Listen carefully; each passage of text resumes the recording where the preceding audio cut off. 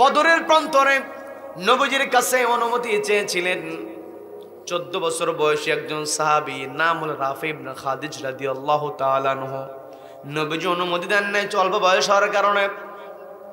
উহুদ যুদ্ধে যখন তার বয়স 15 হয়েছে, নবীজি অনুমতি নাও দিতে পারেন। এই কথা চিন্তা করে মামার কাছ থেকে মামার সঙ্গে পরামর্শ করেছে, মামা আমার বয়স কম, আমি নবীজির সঙ্গে যুদ্ধের ময়দানে যেতে চাই, কিন্তু নবীজি বয়স কম হলে তো অনুমতি দেয় না। আমারও তো ইচ্ছা নবীজির সঙ্গে আমি যুদ্ধের ময়দানে যাব। আমার বয়স কম হওয়ার কারণে নবীজি আমাকে অনুমতি না দিলেও আমি যে ভালো তীর নিক্ষেপ করতে পারি।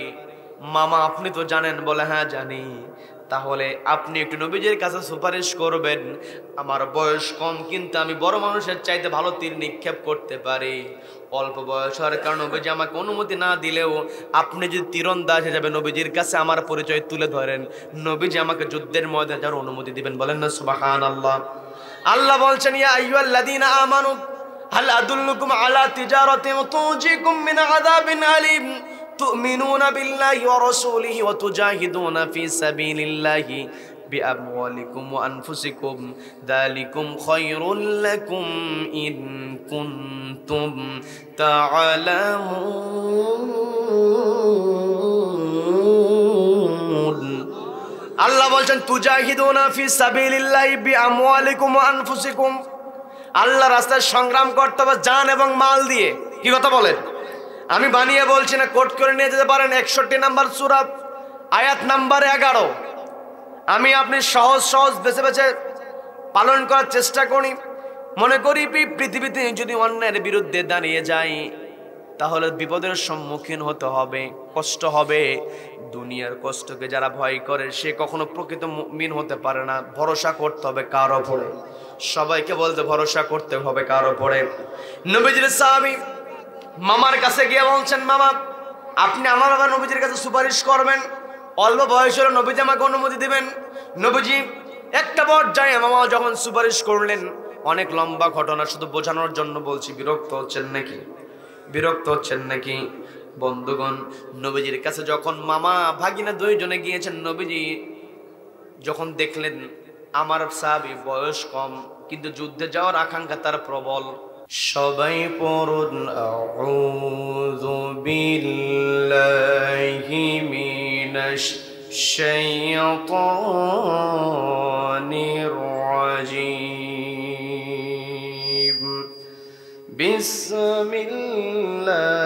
বিসমিল্লাহির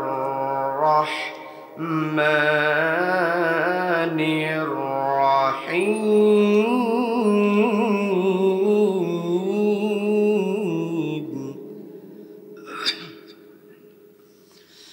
ইয়া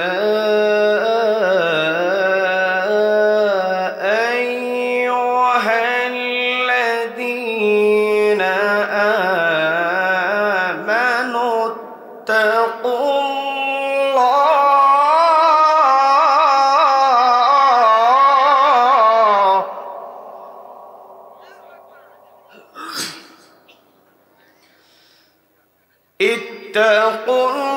ইত্তাকুল্লাহা ওয়ালতানযুর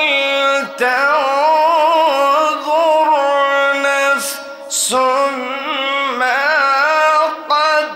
قدمت لغد واتقوا الله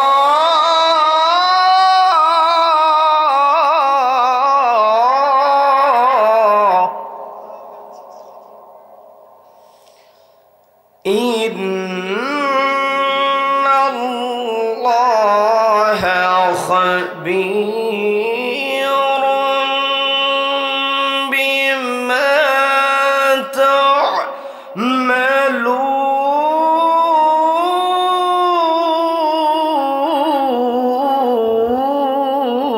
تعملون الله أكبر بسم الله الرحمن الرحيم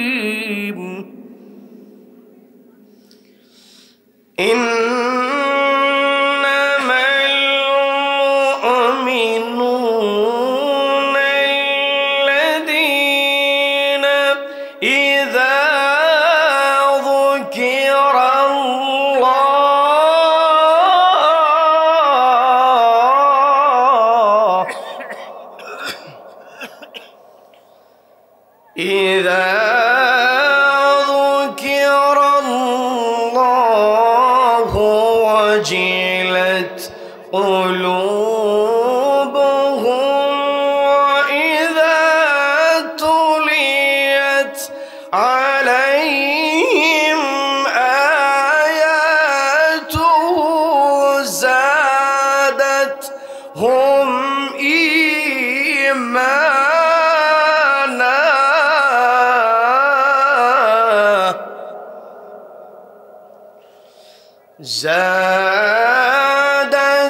زادتهم إيمانا وعلى ربهم يتوكلون الله أكبر بسم الله الرحمن الرحيم إن الله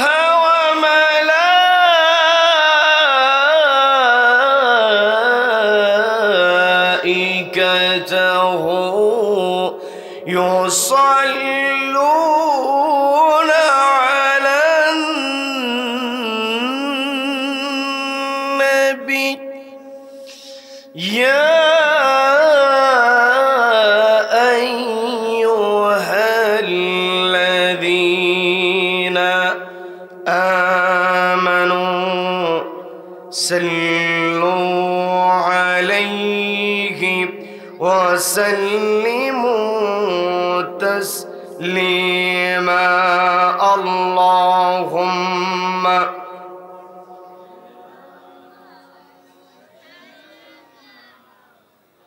وعلى آل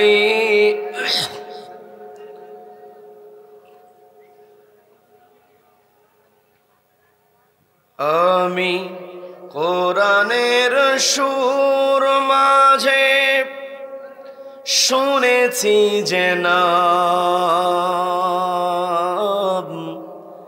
আজানের সুর মাঝে শুনেছি ও নাম আমি কোরআনের সুর মাঝে শুনেছি যে নাম আজানের সুর মাঝেও শুনেছি ও নাম শুনেছি আমি আমার হৃদয় হে রাসূল নবীজি তোমায় হে রাসূল ভুলিনি তোমায় আমরা কি রাসূলকে ভুলেছি? রাসূলকে ভোলা যাবে? পূর্ব কয়াপাড়া গ্রামবাসী এর আয়োজনে ৩০তম অধিবেশন বিরাট ইসালে সওয়াব ওয়াজ মাহফিলের আজকের এই রহমতপূর্ণ বরকতপূর্ণ দ্বীনি মজলিসের সম্মানিত সুযোগ্য অনারেবল প্রেসিডেন্ট সভাপতিত্ব করছেন শ্রদ্ধাভাজন আলহাজ জনাব মোহাম্মদ মনসুর আলী দুদু সাহেব। সহ সভাপতিত্ব করছেন শ্রদ্ধাভাজন আলহাজ মোহাম্মদ আনিসার রহমান প্রামাণিক সাহেব।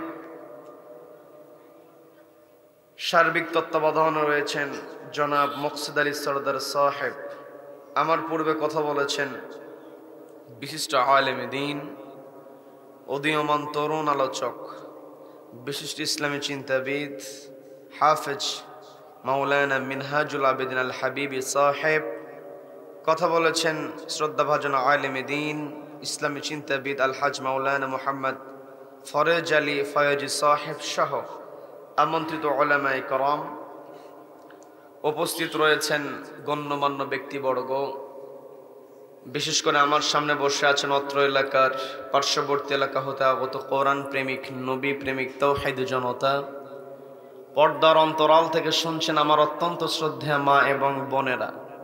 আলোচনার সূচনায় আমি আপনাদেরকে অভিনন্দন জানাচ্ছি, মোবারকবাদ জ্ঞাপন করছি রব্বুল আলামিনের শেখানো ভাষায়। বলছে আসসালামু আলাইকুম ওয়া রাহমাতুল্লাহি ওয়া বারাকাতুহু। সম্মানিত দিনী ভাইয়েরা, আলোচনায় প্রবেশের পূর্বে আমি জানতে চাচ্ছি আপনার সকলে কেমন আছেন? আমি কেমন আছি এটা তো কেউ জিজ্ঞাসা করলেন না। আপনাকে জানবেন না আমি কেমন আছি, এটা তো কেউ জিজ্ঞাসা করলেন না আমাকে। ভালোই আছেন মনে হয়, সেই হিসাবে আর জিজ্ঞাসা করা হলো। জিজ্ঞাসা করার দরকার আছে না নাই? আছে। আমিও ভালো আছি, আপনারা না জানতে চাইলেও আমি আপনাদেরকে জানাচ্ছি, বিরক্ত হবেন। আমরা যে ভালো আছি বলি আলহামদুলিল্লাহ, আবারও বলছি আলহামদুলিল্লাহ। এই যে আমরা ভালো আছি, আমাদেরকে ভালো রাখার একমাত্র কেবলমাত্র কর্তৃত্ব কার হাতে? যে রব্বুল আলামিন আমাদেরকে ভালো রেখে সুস্থ রেখে সারাদিনের হাজারো কর্মব্যস্ততার পর ক্লান্ত শরীর নিয়ে যে সময়টাতে ঘরে থাকার কথা, ঠিক সেই সময়টাতে ঘরের আকর্ষণকে প্রত্যাখ্যান করে কোরআনের আকর্ষণে যে মহান মনিব আমাদেরকে কোরআনের ময়দানে আসার বসার এবং কোরআনুল কারীম থেকে কিছু কথা বলা এবং শোনার মতো তৌফিক দান করলেন, সেই মহান মনিবের দরবারে শুকরিয়া আদায় করে আমরা সকলে এক জায়গায় বলে উঠছি আলহামদুলিল্লাহ। আবারও বলছি আলহামদুলিল্লাহ। আল্লাহু আকবার, লা ইলাহা ইল্লাল্লাহু, আল্লাহু আকবার, ওয়ালিল্লাহিল হামদ, ওয়ালিল্লাহিল হামদ। আমরা কৃতজ্ঞতা আদায় করলাম কার? সবাই একটু কথা বলেন, কৃতজ্ঞতা আদায় করলাম কার? জীবনের প্রত্যেকটা ক্ষেত্রে প্রশংসা হবে একজনের, তিনি কে? আমাকে আপনাকে সৃষ্টি করেছেন কে? Allah is the creator of all creations. যত সৃষ্টি আছে সব সৃষ্টি আল্লাহ করেছেন। কাজেই এই পৃথিবীতে যদি প্রশংসা করতে হয়, প্রশংসা কেবল আল্লাহর হবে। আল্লাহ ব্যতীত অন্য কেউ প্রশংসিত হতে পারে? None can be praised, only Allah will be praised. সবাই চিৎকার দিয়ে বলেন আল্লাহু আকবার, আল্লাহু আকবার। এই যে আমরা আল্লাহর প্রশংসা করলাম, জীবনের প্রত্যেকটা ক্ষেত্রে মুমিন প্রশংসা করে একজনের, তিনি কে? সম্মানিত দিনী ভাইয়েরা, আমি আপনি যখন নামাজে দাঁড়িয়ে যাই, আল্লাহর বরত্বের ঘোষণা দিয়ে দেয় আল্লাহু আকবার। আল্লাহু আকবার বলার পরে হাতটা বেঁধে ফেলি, এরপরে আমরা সানা পাঠ করি। সানার মধ্যে আল্লাহর প্রশংসা আছে না নেই? এরপরে আমি আপনি শুরু করে দেই আলহামদুলিল্লাহি রাব্বিল আলামিন। সমস্ত প্রশংসা জগৎ সমূহের প্রতিপালক আল্লাহর জন্য। কি কথা বলেন? কি কথা বলেন? সকল প্রশংসা কেবল আল্লাহর জন্য নির্ধারিত। এই জায়গায় আলেম ওলামা আছেন, তারা সহজেই বুঝবেন। হামদুন শব্দের অর্থ হলো প্রশংসা করা। হামদে বারি তালা আমরা বলি না। যখন কোনো শিল্পী ইসলামী গান গায়, যদি আল্লাহর কৃতজ্ঞতা থাকে, সেই গানটাকে বলা হয় হামদ।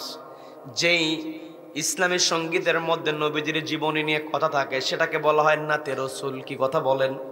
কি কথা বলেন?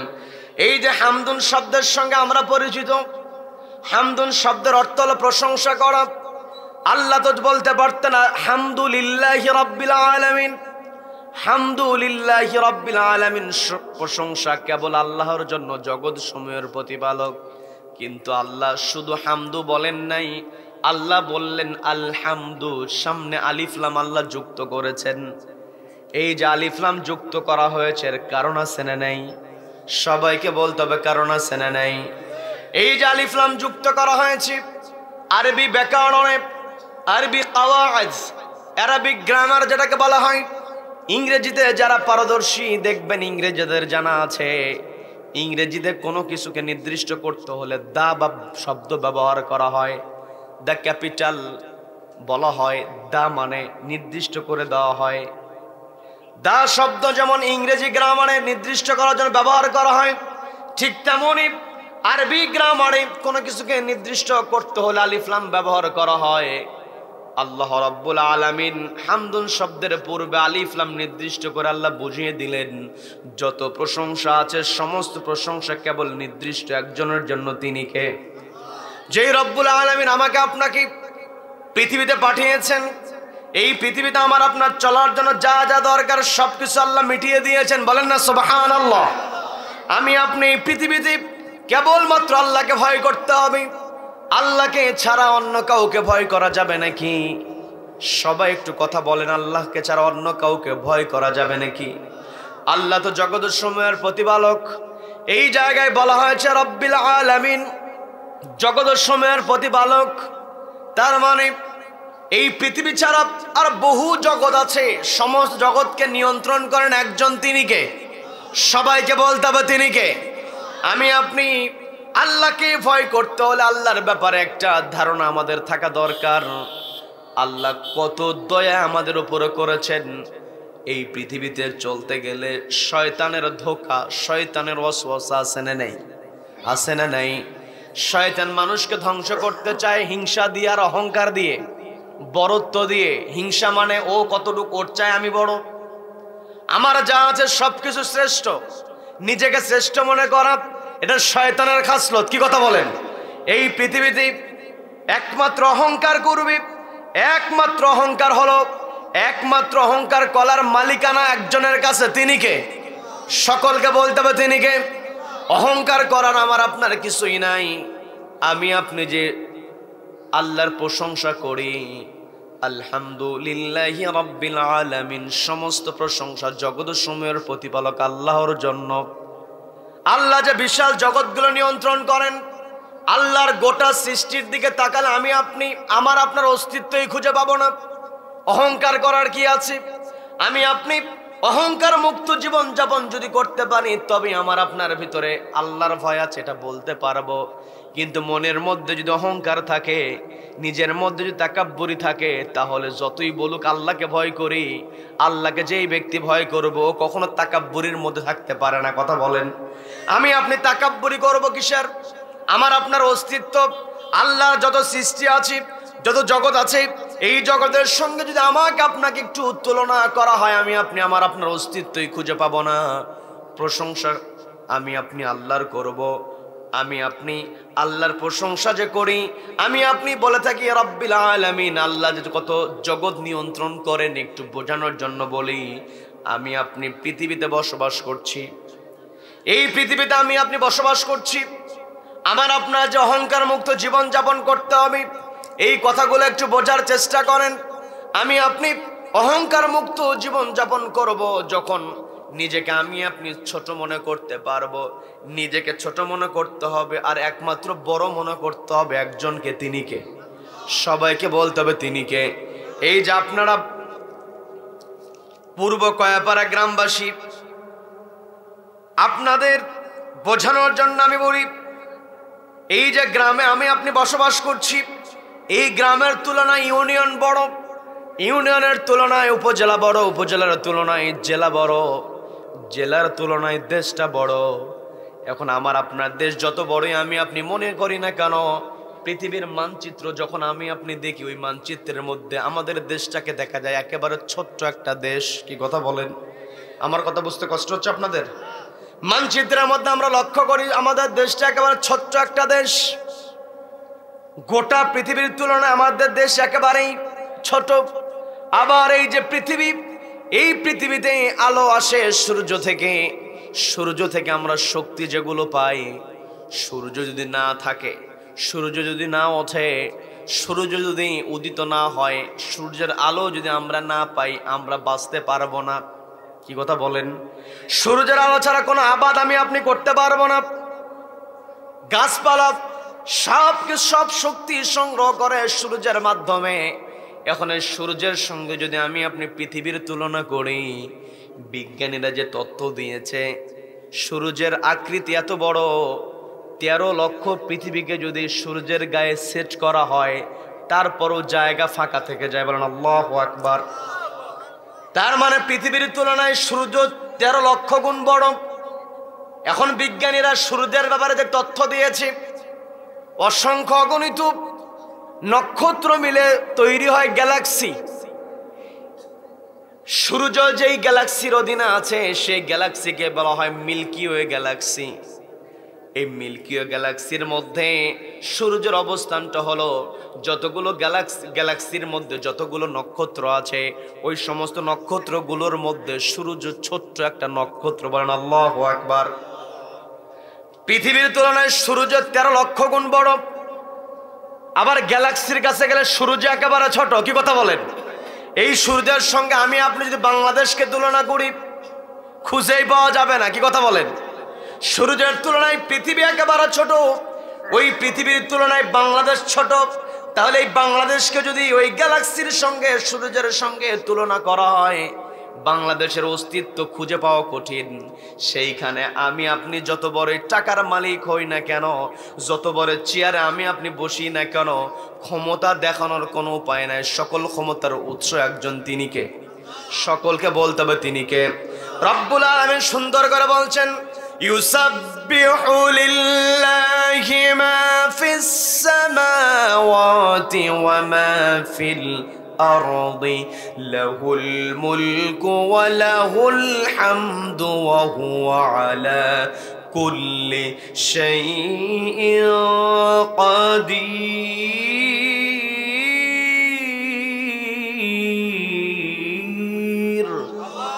আল্লাহ বলছেন ইউসাব্বিহু লিল্লাহি মা ফিস সামাওয়াতি ওয়া মা ফিল আরদ, আসমান এবং জমিনে যা কিছু আছে সব কিছু তাসবিহ জ্ঞাপন করছে একজনের জন্য, তিনি কে?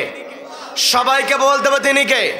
আল্লাহর তাসবিহ জ্ঞাপন করার কারণটা হলো লাহুল মুলক, রাজত্ব কার? সবাইকে বলতে হবে রাজত্ব কার? ওয়া লাহুল হামদ, রাজত্ব যার হবে প্রশংসা তারই হবে। প্রশংসা করার কারণ হলো ওয়া হুয়া আলা কুল্লি শাইইন কাদির, যত শক্তি আছে যত ক্ষমতা আছে সকল শক্তি এবং ক্ষমতার উপরে একজন সমাসীন হয়ে আছেন, তিনি কে? আলা কুল্লি শাইইন কাদির, যত শক্তি আছে সকল শক্তি সকল ক্ষমতার উপরে যে রব্বুল আলামিন অধিষ্ঠিত, সেই রব্বুল আলামিনকে মানতে হবে ক্ষমতার উৎস। কি কথা বলেন? কি কথা বলেন? যেই রব্বুল আলামিন ক্ষমতাধর, সেই রব্বুল আলামিন আমাকে আপনাকে একটি কিতাব দিয়েছেন, সেই কিতাবের নাম কি? সবাইকে বলতে হবে সেই কিতাবের নাম কি? এই কোরআন মেনে চলার দরকার আছে না নাই? নবীজি বললেন মান জাআলাহু আমামাহু কাদাহু ইলাল জান্নাহ, যেই ব্যক্তি জাআলাহু আই জাআলাল কোরআন, এই কোরআনকে বানিয়ে নেবে আমামাহু, তার ইমাম। তার মানে এই কোরআনকে ইমাম বানাতে হবে। আমি আপনি যখন মসজিদে ঢুকে যাই, ইমাম সাহেব তাকবীর পরে যখন হাতটা বেঁধে ফেললেন, এরপর থেকে ইমাম সাহেব যা করে আমি তাই করি। কি কথা বলেন? কেউ যদি মনে করে আমি এলাকার প্রধান, ইমাম সাহেব তিনি আর কি জানে, ইমাম সাহেবের তেমন কোনো অর্থ করি নাই, দাপট নাই। ইমাম সাহেব আমাকে দেখলেই সালাম দেয়, ইমাম সাহেব সালাম দিক, ইমামের কাছ থেকে সালাম আশা করে এমন মুরব্বী কিছু আছে না নাই? আছে না নাই? ও যদি এখন মনে করে যে ইমাম বাহিরে আমাকে সালাম দেয়, ওই ইমাম যা করে তাই করব, অথবা আমি একটু আগে করি, নামাজ হবে? নামাজ হবে? তার মানে ইমাম সাহেবকে মেনে চলা মানে হলে ইমাম যা করবে তাই করতে হবে। এই কোরআনকে ইমাম মানা মানে হলে কোরআনে যা আছে তাই মানতে হবে, কোরআনের বাহিরে যাওয়ার কোনো সুযোগ নাই। কি কথা বলেন? কি কথা বলেন? এই কোরআনটাকে রব্বুল আলামিন আমাকে আপনাকে দিয়েছেন, এই কোরআন মেনে আমাকেই চলতে হবে। কোরআনের বিকল্প আমার কোনো পন্থা থাকতে পারে না, আমার আপনার কোনো গাইডলাইন থাকতে পারে না। আমি আমার আলোচনার সূচনায় পবিত্র কোরআনের 59 নম্বর সূরা, সূরার নাম হচ্ছে হাসর। সূরার নাম কি বলেন? সবাই বলেন সূরার নাম কি? হাসরের ময়দানে সবার ওঠার দরকার আছে না নাই? আছে না নাই? আবার আমি আপনি নামাজের মধ্যে যখন আল্লাহর প্রশংসা করি, বলে আলহামদুলিল্লাহি রাব্বিল আলামিন আর রহমানির রহিম, এরপরই হলো মালিক ইয়াউমিদ্দিন, অর্থাৎ যেই দিন হাসর কায়েম করা হবে ওই দিন একজন বিচার করবেন, তিনি কে? সবাইকে বলতে হবে তিনি কে। যে আল্লাহ বিচার করবেন সে আল্লাহকেই ভয় করতে হবে। সেই আল্লাহ রব্বুল আলামিন যেই সূরা হাসর আমাদেরকে দিয়েছেন, সূরা হাসরের মধ্য থেকে আমি একটি আয়াতে কারিমা তেলাওয়াত করেছি, আয়াত নাম্বার হলো 18 নম্বর আয়াত। আল্লাহ ইমানদারদেরকে ডাক দিয়েছেন, আমাদের ঈমান আছে না নাই? সবাইকে বলতে ঈমান আছে না নাই? তার মানে এই আয়াতটা আমাদের জন্য নাজিল করেছেন কে? আল্লাহ বলছেন ইয়া আইয়ুহাল্লাযীনা ওয়াত্তাকুল্লাহা ওয়ালতানজুর নাফসুম মা قدمت لغد واتقوا الله إن الله خبير بما تعملون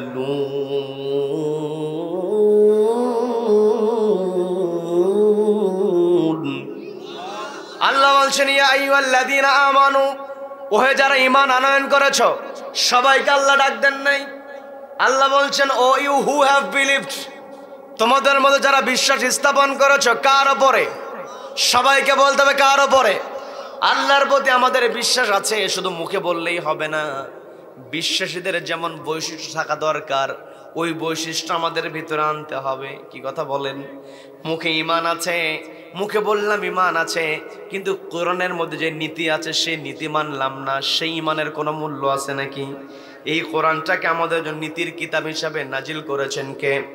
সবাইকে বলতে হবে কোরআনের মধ্যে নীতি ঢুকিয়ে দিয়েছেন কে? আমার আপনার জীবন পরিচালনার জন্য নীতির দরকার আছে না নাই? সবাইকে বলতে হবে নীতির দরকার আছে না নাই? তার মানে কোরআনের মধ্যে যে নীতি আছে এটা কোনো সন্দেহ আছে? আর কোরআনে যে নীতি আছে, এই নীতির চাইতে শ্রেষ্ঠ নীতি পৃথিবীতে আর একটা হতে পারে? কোরআনের নীতি হলো শ্রেষ্ঠ নীতি। কোনো কিছু শ্রেষ্ঠ বোঝানোর জন্য ইংরেজিতে কি করা হয়? সুপারলেটিভ ডিগ্রি ব্যবহার করা হয়। আমি সেই দিকে যাব না, কঠিনভাবে বলবো না। কোনো কিছু শ্রেষ্ঠ আমরা শব্দ দ্বারাই অনেক সময় বোঝার চেষ্টা করি। যেমন আমি যে চেয়ারটা বসেছি, এই চেয়ার যদি রাজার যদি সিংহাসন হয়, তাহলে সিংহাসনকে কি বলা হয়? রাজ সিংহাসন বলা হয় না? তারপর রাজার সিংহাসন হচ্ছে কি? শ্রেষ্ঠ সিংহাসন। তো রাজার সিংহাসন শ্রেষ্ঠ হওয়ার কারণে বলা হয় রাজ সিংহাসন। এখানে শ্রেষ্ঠ বোঝানো হচ্ছে রাজ শব্দ দিয়া। কি শব্দ দিয়া? সবাই বলেন কি শব্দ? আচ্ছা, রাজা যেই প্রাসাদে থাকে সেই প্রাসাদ হচ্ছে শ্রেষ্ঠ প্রাসাদ, যার কারণে প্রাসাদকে কি বলা হয়? রাজপ্রাসাদ।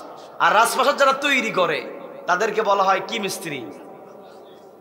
মিস্ত্রি শ্রেষ্ঠ হলে রাজমিস্ত্রি, প্রাসাদ শ্রেষ্ঠ হলে রাজপ্রাসাদ, সিংহাসন শ্রেষ্ঠ হলে রাজসিংহাসন, নীতি শ্রেষ্ঠ হলে হবে রাজনীতি।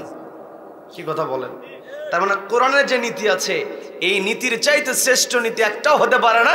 কোরআনের নীতি হলো রাজনীতি। কি কথা বলেন? কি কথা বলেন? অনেকে আবার নিজেকে অনেক বড় বুদ্ধিজীবী দাবি করে, নবীজির সুন্নাত পালন করে। নবীজির সুন্নাত ছাড়া আমাদের বাঁচার উপায় আছে? লাকাদ কানা লাকুম ফি রাসূলিল্লাহি উসওয়াতুন হাসানা। নবীজির আদর্শকে আমাদের জন্য সর্বশ্রেষ্ঠ আদর্শ নির্ধারণ করে দিয়েছেন কে? নবীজির সুন্নাত মানার বিকল্প কোনো পথ আমাদের নাই। নবীজির সুন্নাত দাঁড়িয়ে আমরা রাখলাম, টুপি পরলাম, লম্বা জামা পরেছি, কোরআন তেলাওয়াত করছি, নবীজির সুন্নাত পালন করছি। তবে নবীজির সর্বশ্রেষ্ঠ একটা সুন্নাত নবীজির ছিল, নবীজির আদর্শ ছিল। নবীজি রাষ্ট্রীয়ভাবে কোরআনের নীতিকে বাস্তবায়ন করেছেন। কি কথা বলেন? আমার কথায় কি বিরক্ত হচ্ছেন? বিরক্ত হচ্ছেন? কথা বুঝতে কষ্ট হচ্ছে? এই যে কোরআনের মধ্যে নীতি আল্লাহ দিয়েছেন, এই নীতি বাস্তবায়নের দায়িত্ব আমার উপর, আপনার উপরে আল্লাহ নির্ধারণ করে দিয়েছেন। আমি আপনি, আমার আপনার একটা পরিচয় আমি আপনি জানি, আমরা হলাম আল্লাহর গোলাম। আমরা কার গোলাম? সবাইকে বলতে হবে কার গোলাম? আমরা আল্লাহর গোলাম। এরপর আমাদের আরেকটা পরিচয় আছে।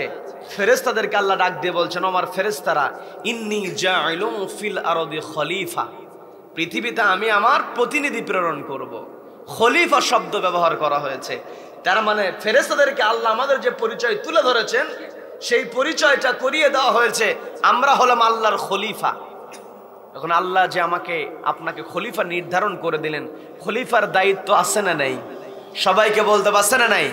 তার মানে খলিফার দায়িত্ব পালন করাটাই হলো, আল্লাহ যে কোরআন দিয়েছেন, এই কোরআন নবীজি যেমন রাষ্ট্রে বাস্তবায়ন করেছেন। নবীজির কাছে বিচার এসেছে, বনু মাখজুম গোত্রের একজন মহিলা, তার নামও ফাতেমা, চুরি করেছে। চুরি যখন প্রমাণিত হয়েছে, নবীজি বললেন হাত কেটে দাও। সম্ভ্রান্ত ফ্যামিলি, সম্ভ্রান্ত মানুষ, ফ্যামিলির মানুষকে শাস্তি দিতে গেলে মানুষ একটু চিন্তা করে। কি চিন্তা করে না?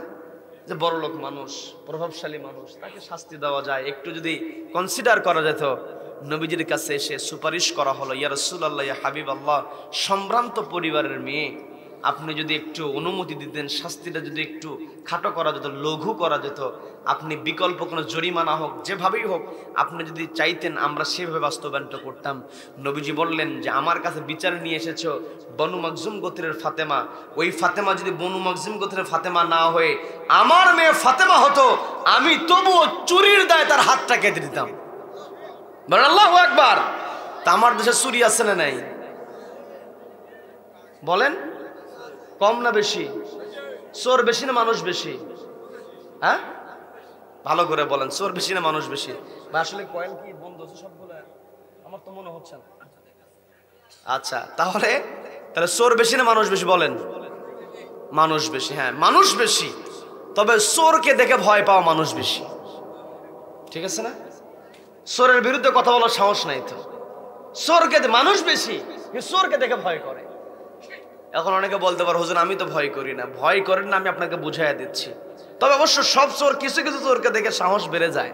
যার সাহস নাই ও সাহসী হয়ে যায়। সেই চোর হলো ছেঁচড়া চোর। মুরগি চুরি করেছে, জুতো চুরি করেছে। মুরগি চুরি করার পরে ধরা পড়েছে, মানুষ এক জায়গায় জটলা পেকেছে, জমা হয়ে আছে। জিজ্ঞাসা করেছে ওখানে কি হয়েছে, বলে ওখানে একটা মুরগি চোর ধরা পড়েছে, সবাই গণধোলাই দিয়েছে। ও চিন্তা করতেছে সারা জীবন তো কোথাও গরম দেখাতে পারলাম না, ওই সাহস তো আমার নাই। যেহেতু একটা সুযোগ পাইছি, দুইটা থাপ্পড় আমিও দিয়ে আসি, দুইটা থাপ্পড় নিজেও দিয়ে আসি। কি কথা বলেন? এখন মুরগি চোর ধরা পড়লো, জুতো চোর ধরা পড়লো, আমি আপনি গণধোলাই দিলাম, কিন্তু কলমের খোঁচা দিয়ে লক্ষ লক্ষ কোটি কোটি টাকা আত্মসাৎ করে এই অফিসার যদি আমার আপনার সামনে আসে, গণধোলাই তো দূরের কথা, সালাম দিতে দিতে অবস্থা খারাপ। কি কথা বলেন? আমি আপনি আমার দেশে শান্তি প্রতিষ্ঠার জন্য যত কথাই বলি না কেন, পৃথিবীতে শান্তি আমি আপনি তখনই প্রতিষ্ঠা করতে পারবো যখন খেলাফতকে বুঝতে পারবো। আমি আপনি যে আল্লাহর খলিফা, আল্লাহর বিধান যে আল্লাহর জমিনে বাস্তবায়ন করতে হবে, এই বুঝ যতদিন পর্যন্ত আমাদের ভিতরে না আসবে, ততদিন পর্যন্ত আমি আপনি সমাজ থেকে অন্যায় দূর করতে পারবো। একাকী নামাজ পড়ে, রোজা করে, হজ করে, জাকাত দিয়ে যদি পার পাওয়া যেত, আমার আপনার নবীজিকে বলা হয়েছে আব্দুল্লাহর পুত্র মুহাম্মদ সাল্লাল্লাহু আলাইহি ওয়াসাল্লাম, তুমি কি চাও? চেয়ার চাও, তোমাকে চেয়ারে বসায় দেব। তুমি নারী চাও, তোমাকে নারী দেওয়া হবে।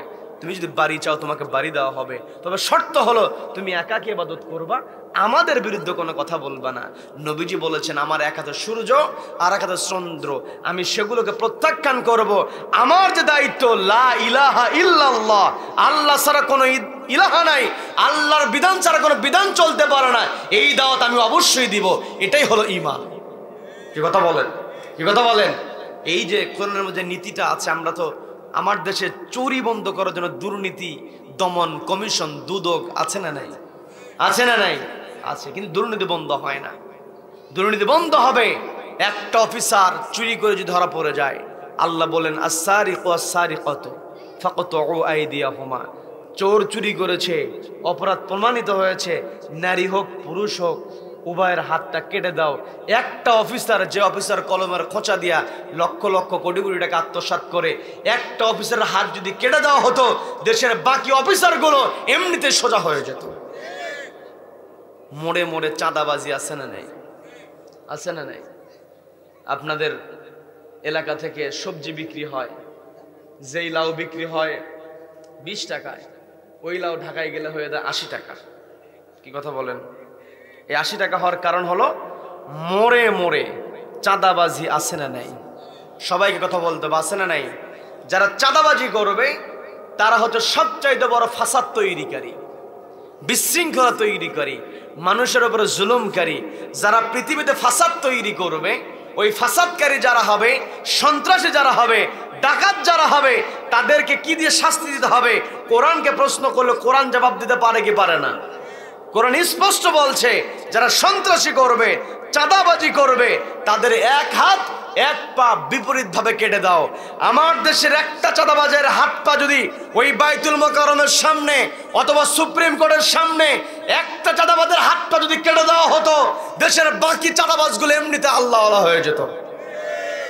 এই সমস্ত কথাবার্তা বললেই হুজুরেরা খারাপ। হুজুরেরা পড়বে কোরআন আর নামাজ পড়াবে? হুজুরেরা কেন, রাষ্ট্র কেমনে চলবে এই কথা বলে। কি কথা বলেন? আছে না নাই? এমন কথা বলার লোক আছে না নাই? আমার আপনার নবীজি হলেন আমার আপনার আদর্শ। আমার আপনার নবী বিশ্বনবী জনাব মুহাম্মদুর রাসূলুল্লাহ সাল্লাল্লাহু আলাইহি ওয়াসাল্লাম নবীজি কোরআন নিয়ে এসেছেন, কোরআনের দাওয়াত দিয়েছেন, কোরআনের যে বিধান আছে সেই বিধান তিনি বাস্তবায়ন করেছেন। নবীজির আদর্শ হিসাবে নবীজি যেই আদর্শ বাস্তবায়ন করেছেন, কোরআনের বিধান কায়েম করেছিলেন, ওই বিধান কায়েমের মাধ্যমে আমার আপনার নবীজিকে মেনে চলার দরকার আছে না নাই? আমি আপনি বিধান বাস্তবায়ন করবো তো দূরের কথা, কোরআনই তো পড়তে জানি না।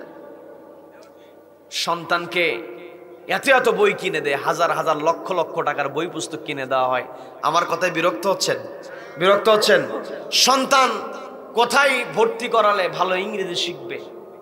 সন্তান কার কাছে প্রাইভেট দিলে ভালো ম্যাথ করতে পারবে? পর্দালের মা বোনের একটু কানটা খাড়া করে শোনেন, একটু বোঝার চেষ্টা করেন। সন্তানকে সফল করার জন্য কত প্রচেষ্টা। সন্তান ভালো রেজাল্ট করেছে, বাড়িতে খুশির বন্যা। এই যে সামনে রমজান মাস আসছে, রমজান মাস সম্মানিত হয়েছে একটি কিতাবের জন্য। সেই কিতাবের নাম কি? সবাইকে বলতে হবে কিতাবের নাম কি? এই কোরআন যার সঙ্গে লেগেছে সে ধন্য হয়েছে। মাস রমজান মাসে কোরআন অবতীর্ণ হয়েছে, মাস ধন্য হয়েছে। লাইলাতুল কদরে কোরআন অবতীর্ণ হয়েছে, ওই রাত্রি ধন্য হয়েছে। বলেন না সুবহানাল্লাহ। আবার এই কোরআন অনেক সময় আমরা কাপড় দিয়ে মুড়িয়ে রাখি, গিলাফ ব্যবহার করি। আমার কথায় মনে আপনার বিরক্ত হচ্ছেন? এই গিলাফ মুড়িয়ে রেখেছি কোরআন। হঠাৎ করে আপনি এই গরমের দিন আসা শুরু হয়েছে, গিলাফ থেকে কোরআনটা বের করে টেবিলের উপর রেখে দিয়েছেন। ফ্যানের বাতাসে যদি গিলাফটা মাটিতে পড়ে যায়, আমি আপনি যতই ব্যস্ত থাকি, যার নজরে আসবে যে গিলাফ মাটিতে পড়ে আছে, ও যত ব্যস্তই থাকুক, দৌড়ে গিয়ে গিলাফটাকে মাটি থেকে উঠায়া, মেঝে থেকে উঠায়া চুমুকে বুকের মধ্যে জড়িয়ে ধরে। একটাই কারণ, ওই গিলাফের স্পর্শ হয়েছে একটি কিতাবের সঙ্গে। সেই কিতাবের নাম কি? কোরআন। আবার বর বিবাহ করতে গেলে শেরওয়ানি কেনে, যার যেমন সামর্থ্য সর্বোচ্চ টাকা দিয়ে শেরওয়ানি কেনে। এখন বিবাহের দিনে শেরওয়ানি পড়তে গিয়া তার হাত থেকে যদি শেরওয়ানিটা পড়ে যায়, ও যদি চিন্তা করে এত টাকা দিয়ে শেরওয়ানি কিনলাম, একটু চুমা খাই, মাটি থেকে উঠায় যদি চুমো খায়, মানুষ বলে দেখো বিয়ের আনন্দে মাথা ঠিক নাই। কি কথা বলেন? দামি কাপড় শেরওয়ানি, কিন্তু কম দামি কাপড় পরে আছে, কেউ যদি চুমো না খায়, চোখের সামনে পরে থাকলে ধমক দিয়ে বলবে, এই তোর সামনে গিলাপ পরে আছে, বেয়াদবের মতো গিলাপ দেখিস, গিলাপ উঠাস না। ধমক আছে না নাই? আছে না নাই? কম দামি কাপড়ের টুকরা মাটিতে পড়ে আছে, আমি আপনি না উঠালে আমাকে আপনাকে বলা হয় বেদব।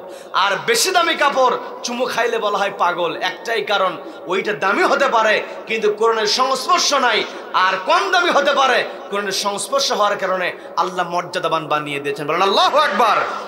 অনেক মুরব্বীরা বসে আছেন, বয়স 50-60 বছর বয়স, এলাকার মুরব্বী, কিন্তু যখনই তার নাতি এলাকার অল্প বয়সী 8 বছর 10 বছর বয়স হাফেজে কোরআন হয়েছে, ওই মুরব্বী যতই 60-70 বছর বয়স হোক না কেন, যতই বয়স্ক হোক না কেন, যখনই শোনে যে আমার নাতি হাফেজে কোরআন সে এসেছে, ওই বৃদ্ধ মুরব্বী পর্যন্ত ছোট্ট ওই বাচ্চাকে সম্মান দেয় একটি কিতাবের জন্য। সে কিতাবের নাম কি? সম্মান দিনী ভাইরা, বুঝতে হবে নিজের মর্যাদা বাড়ানোর জন্য অবশ্যই কোরআনের সঙ্গে সম্পর্ক রাখতে হবে। এই কোরআন আমাকে আপনাকে নির্দেশনা দিয়ে বলছে, আল্লাহ বলছেন ইয়া আইয়ুহাল্লাযীনা আমানু, ওহে যারা ঈমান আনয়ন করেছে, ইত্তাকুল্লাহ, ভয় করো কাকে? সবাইকে বলতে ভয় করো কাকে? আল্লাহকে ভয় করো। দ্বিতীয় নাম্বার আল্লাহ বলেন আনতানজুর নাফসুম মা কদ্দামাত লিগাদ, ওয়াল তানজুর, তোমাদের নজর করা উচিত, ওয়াল তানজুর নাফসুন, প্রত্যেকটা জীবনের প্রত্যেকটা নাফসের চিন্তা করা উচিত, মা কদ্দামাত লিগাদ, আগামী দিনের জন্য সে কি জমা করছে। এই পৃথিবীতে আমি আপনি যা করছি সবকিছু জমা হচ্ছে। কি কথা বলেন? কিরামান কাতিবিনা ইয়ালামুনা মা তাফআলুন।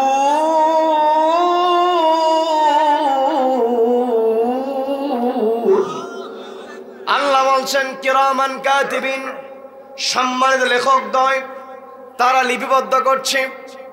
আমি আপনি পৃথিবীতে যা কিছু করি না কেন সবকিছু লিপিবদ্ধ হচ্ছে। সবকিছুর জন্য একজনের সামনে দাঁড়াতে হবে, তিনি কে? সবাইকে দাঁড়াতে হবে মালিক ইয়াউমিদ্দিন, যেই দিবসের মালিক একজন, তিনি কে? ওই দিনকে আমার আপনার ভয় করতে হবে। এই জন্য আল্লাহ বলছেন ওয়াল তানজুর নাফসুম মা কদ্দামাত লিগাদ, আগামী দিনের জন্য তোমরা কি জমা করছো এটা নিয়ে তোমরা চিন্তা করো। এরপর আবার আল্লাহ বলছেন ওয়াত্তাকুল্লাহ, আবারও বললেন ভয় করো। শুরুতেও বললেন ওয়াত্তাকুল্লাহ, আল্লাহকে ভয় করো।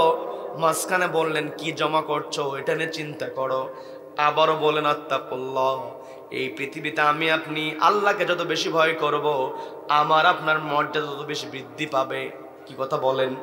আল্লাহ বলছেন ইন্না আকরামাকুম ইনদাল্লাহি আতকাকুম ইন্নাল্লাহা আলিমুন খাবীর।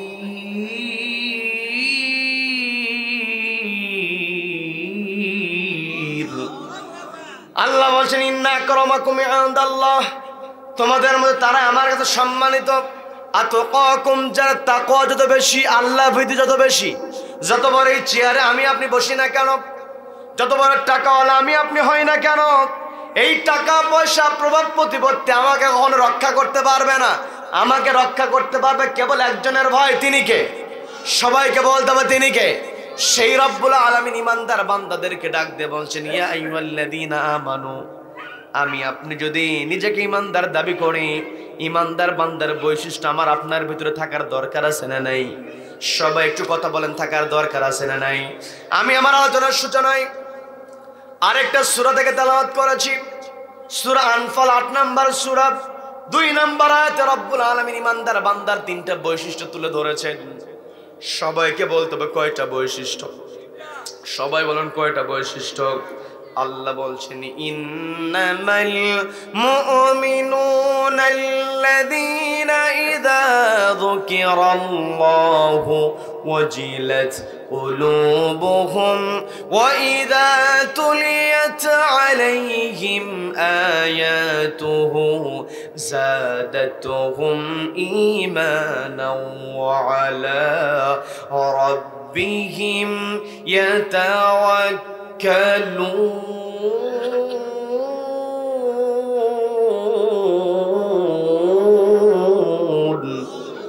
আল্লাহ বলছেন ইন্নামাল মুমিনুন, তারাই হলো মুমিন, আল্লাযীনা ইযা যুকিরাল্লাহ, যাদের সামনে আমি আল্লাহ আমার নাম উচ্চারিত হয়, ওয়াজিলাত কুলুবুহুম, অন্তরটা কেঁপে ওঠে। কার ভয়ে?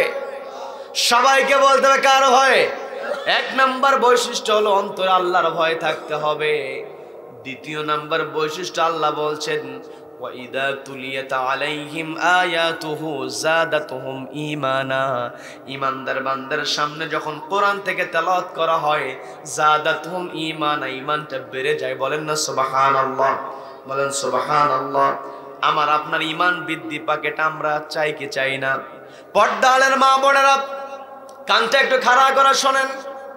সন্তানকে আপনি যত বড় করেন না কেন, ডাক্তার বানান, ইঞ্জিনিয়ার বানান, ব্যারিস্টার বানান, যাই করেন না কেন, সবার আগে সন্তানের অন্তরে ঢুকিয়ে দিতে হবে একজনের ভয়। তিনি কে? সবাইকে বলতে হবে তিনি কে? সন্তানকে শিখাতে হবে কোরআন, যেই কোরআন তেলাওয়াতের দ্বারা ঈমান বেড়ে যায়। পর্দালের মা বোনেরা একটু বোঝার চেষ্টা করেন। আমি আপনার দৃষ্টি আকর্ষণ করে বলছি, এই যে আমি আপনি কোরআনটার সামনে নিয়ে বসে আছি, এই কোরআনের তেলাওয়াত দ্বারা আমার আপনার ঈমান বৃদ্ধি পায়। এটা আমার কথা নয়, কার কথা? সবাইকে বলতে হবে কার কথা? আল্লাহ বললেন ওয়াইদা তুলিয়াত আলাইহিম আয়াতুহু যাদাতুহুম ঈমানা, ঈমানদার বান্দার ঈমান বৃদ্ধি পেয়ে যায়, ঈমানটা আরো বেড়ে যায়, ঈমান বাড়তে থাকে কোরআন তেলাওয়াত দ্বারা। এই কোরআন তেলাওয়াত আমি আপনি করছি না, পরিবারে কোরআন তেলাওয়াতের পরিবেশ আমি আপনি গঠন করছি না। আজকে আমার আপনার সামনে কোরআন আছে, কোরআন শেখার সুযোগ আছে, তারপরও কোরআন তেলাওয়াত করছি না।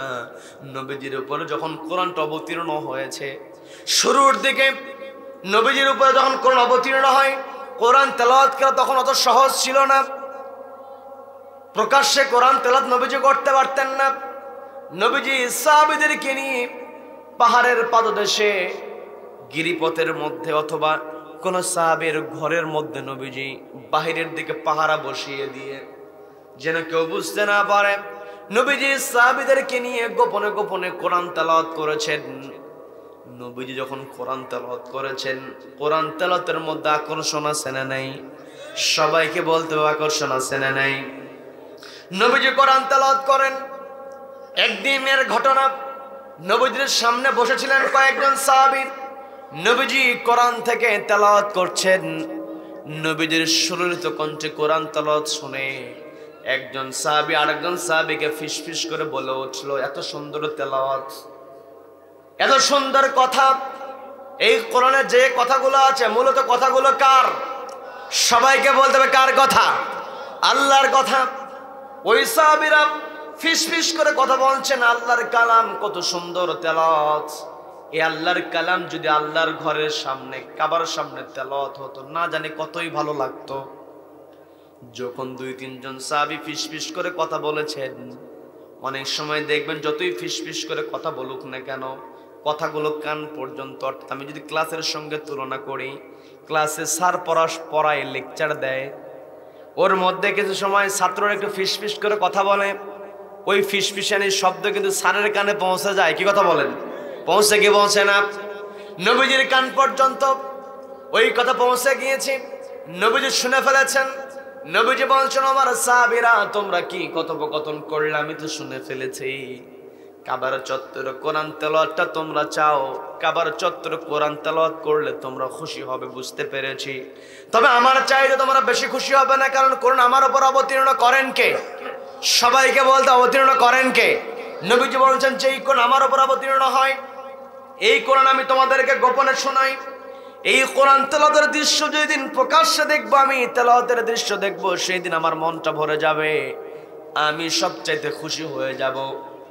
কাবার চত্বরে কোরআন তেলাওয়াতের দৃশ্য তোমাদেরকে যতটা না খুশি করবে তার চাইতে আমাকে বেশি খুশি করবে। আমি অপেক্ষা করছি কোন ধনাঢ্য মানুষ যদি কাবার চত্বরে কোরআন তেলাওয়াত করে, তাহলে ওই বাতিলেরা কাফেররা হয়তো তত বেশি তার উপরে জুলুম করতে পারবে না। দেখবেন সমাজের মধ্যে যারা প্রভাবশালী হয় তারা যদি অন্যায় করে, এই অন্যায়ের বিরুদ্ধে সহজেই কথা বলার সাহস কেউ পায় না। কিন্তু গরিব মানুষ যদি অন্যায় করে ওর বিচার করার লোকের অভাব হয় না। কি কথা বলেন? কি কথা বলেন? নবীজি সাহাবীদেরকে লক্ষ্য করে বলছেন, অপেক্ষা করো, আমি একজন ধনাঢ্য প্রভাবশালী মানুষের অপেক্ষা করছি। প্রভাবশালী কোনো মানুষ যদি ইসলাম কবুল করে তাকে দিয়ে আমি কাবার চত্বরে কোরআন তেলাওয়াত করায় নেব। নবী যখন এই কথা বললেন, নবীজির সামনে বসা ছিলেন 10-12 বছর বয়সী, 12 থেকে 13 বছর বয়স হবে তার। নাম হলো সাহাবীর নাম হলো আব্দুল্লাহ ইবনে মাসউদ রাদিয়াল্লাহু তাআলা আনহু। আব্দুল্লাহ ইবনে মাসউদ রাদিয়াল্লাহু তাআলা দাঁড়িয়ে গেলেন। দাঁড়িয়ে গিয়ে বলছেন, ইয়া রাসূলুল্লাহ, ইয়া হাবিবাল্লাহ, কাবার চত্বরে কোরআন তেলাওয়াত করলে আপনি খুশি হয়ে যাবেন? বলে, হ্যাঁ আমি খুশি হয়ে যাব, ওই দিনের অপেক্ষায় তো আমি আছি। আব্দুল্লাহ ইবনে মাসউদ বলছেন, ইয়া রাসূলুল্লাহ, ইয়া হাবিবাল্লাহ, আপনি বললেন কোন প্রভাবশালী মানুষের অপেক্ষায় আপনি আছেন, ধনাঢ্য মানুষের অপেক্ষায় আছেন, তাকে দিয়ে কাবার চত্বরে কোরআন তেলাওয়াত করাবেন। এটাকে শুধুমাত্র ওই প্রভাবশালী মানুষের জন্যই খাস? ধনাঢ্য ব্যক্তি তেলাওয়াত করলে কি কেবল আপনি খুশি হবেন, নাকি যে কেউ তেলাওয়াত করলে আপনি খুশি হবেন? নবীজি বলছেন, যখনই আমি কাবার চত্বরে কোরআন তেলাওয়াতের দৃশ্য দেখব তখন আমি খুশি হয়ে যাব। বলেন আল্লাহু আকবার। নবীজির ছোট্ট 12-13 বছর বয়সে সাহাবী বলছেন, ইয়া রাসূলুল্লাহ, ইয়া হাবিবাল্লাহ, কোন ধনাঢ্য ব্যক্তির অপেক্ষা করতে হবে না, আপনি যদি আমাকে এই মুহূর্তে অনুমতি দেন আমি কাবার চত্বরে কোরআন তেলাওয়াত করতে প্রস্তুত। বলেন না সুবহানাল্লাহ। কাবার চত্বরে কোরআন তেলাওয়াত করলে বিপদ আসতে পারে, বিপদ হতে পারে, আবু জাহেল আক্রমণ করতে পারে, ইসলাম বিদ্বেষীরা ওই কাফেররা আঘাত করতে পারে। এটা আব্দুল্লাহ ইবনে মাসউদ জানতেন। কিন্তু জানার পরে মুমিন বান্দারা তো ভালো করেই, মুমিন বান্দার 3 নম্বর যে বৈশিষ্ট্য, 1 নম্বরে বলেছি ভয় করতে হবে কাকে, 2 নম্বরে ঈমান বাড়াতে হলে তেলাওয়াত করতে হবে একটি কিতাব, সেই কিতাবের নাম কি? ঈমান যখন বেড়ে যাবে, ওয়া আলা রাব্বিহিম ইয়াতাওয়াক্কালুন, ভরসা করতে হবে কার উপরে? আল্লাহর উপরে ভরসা। যেই ব্যক্তি আল্লাহর উপর ভরসা করে দুনিয়ার কোনো জুলুম তাকে বাধাগ্রস্ত করতে পারে না, ঠেকাতে পারে না। কি কথা বলেন? আব্দুল্লাহ ইবনে মাসউদ জানেন কাবার চত্বরে আমি কোরআন তেলাওয়াত করতে গেলে আমার উপর আক্রমণ করা হতে পারে, কিন্তু তিনি যখন শুনেছেন নবীজিকে যদি কাবার চত্বরে কোরআন তেলাওয়াতের দৃশ্য আমি দেখাতে পারি নবীজি খুশি হয়ে যাবেন। নবীজি খুশি হয়ে যাওয়া মানে হলো কে খুশি হয়ে যাওয়া? সবাইকে বলতে হবে কে খুশি হয়ে যাওয়া। নবীজি বলছেন, নবীজিকে বলছেন, ইয়া রাসূলুল্লাহ, ইয়া হাবিবাল্লাহ, ওই ছোট সাহাবী বলছেন নবীজিকে, ওগো নবী, আপনি আমাকে অনুমতি দেন আমি কাবার চত্বরে কোরআন তেলাওয়াত করব। ইয়া রাসূলুল্লাহ, ইয়া হাবিবাল্লাহ, আমাকে আপনি অনুমতি দিয়ে দেন, কারোর জন্য অপেক্ষা করতে হবে না, আমি এই মুহূর্তে দৌড়ে গিয়ে কাবার চত্বরে কোরআন তেলাওয়াত করব। নবীজি বলছেন, না রে আব্দুল্লাহ, অপেক্ষা করো, এই মুহূর্তে তেলাওয়াত করার দরকার নাই। তুমি ছোট্ট মানুষ, তুমি যদি কাবার চত্বরে কোরআন তেলাওয়াত করো, ওই মক্কার কাফেররা তোমাকে সহ্য করতে পারবে না, তোমার উপর আক্রমণ চালাবে, তোমাকে আঘাত করবে।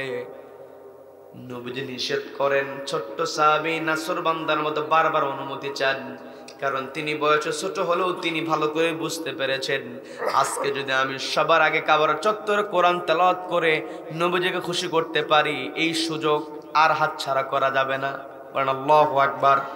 বয়স কিন্তু 12-13 বছর বয়স। পর্দালের মা বোন, আপনাকে দৃষ্টি আকর্ষণ করা বলছি, নবীজির সাহাবীর ঘটনা শুনে সময়টা পার করলে হবে না, ঘটনা থেকে শিক্ষা গ্রহণ করতে হবে। কি কথা বলেন? ছোট্ট সাহাবী, 12-13 বছর বয়স, হুমকির মুখে সম্মুখীন হওয়ার সম্ভাবনা আছে, হুমকির মুখে পড়ার সম্ভাবনা আছে, তারপরও হুমকিকে হুমকি মনে করছেন না, বিপদকে বিপদ মনে করছেন না। একজনকে সন্তুষ্ট করার জন্য তিনি কে? সবাইকে বলতে হবে তিনি কে। মা, আমি আপনাকে দৃষ্টি আকর্ষণ করে বলছি, আপনার সন্তানকে আপনারই গড়ে তুলতে হবে। আপনার সন্তানকে এমন শিক্ষা দিতে হবে, ভয় করতে হবে কাকে? সবাইকে বলতে ভয় করতে হবে কাকে? আল্লাহকে ভয়ের শিক্ষা সন্তানকে দিতে হবে। 12-13 বছর বয়সী আব্দুল্লাহ ইবনে মাসউদ রাদিয়াল্লাহু তাআলা আনহু নবীজির কাছে বারবার অনুমতি চান, নবীজি বারবার নিষেধ করেন। আমার কথায় বিরক্ত হচ্ছেন নাকি? বিরক্ত হচ্ছেন? আলোচনা চলবে চলবে কতক্ষণ? সারা রাত চলবে। বক্তা মরবে, বক্তা মরুক আর বাসুক, কোরআনের কথা শুধুমাত্র সারা রাত হবে না। যতদিন পর্যন্ত পূর্ব দিগন্তে সূর্য উদিত হয়ে পশ্চিম আকাশে অস্ত যাবে, ততদিন পর্যন্ত কোরআনের কথা হবে। কোন কোরআন বিদ্বেষী কোরআনকে থামাতে পারবে না। কারা কারা মতের পক্ষে যেন দুহাত উঁচু করে আল্লাহকে দেখা।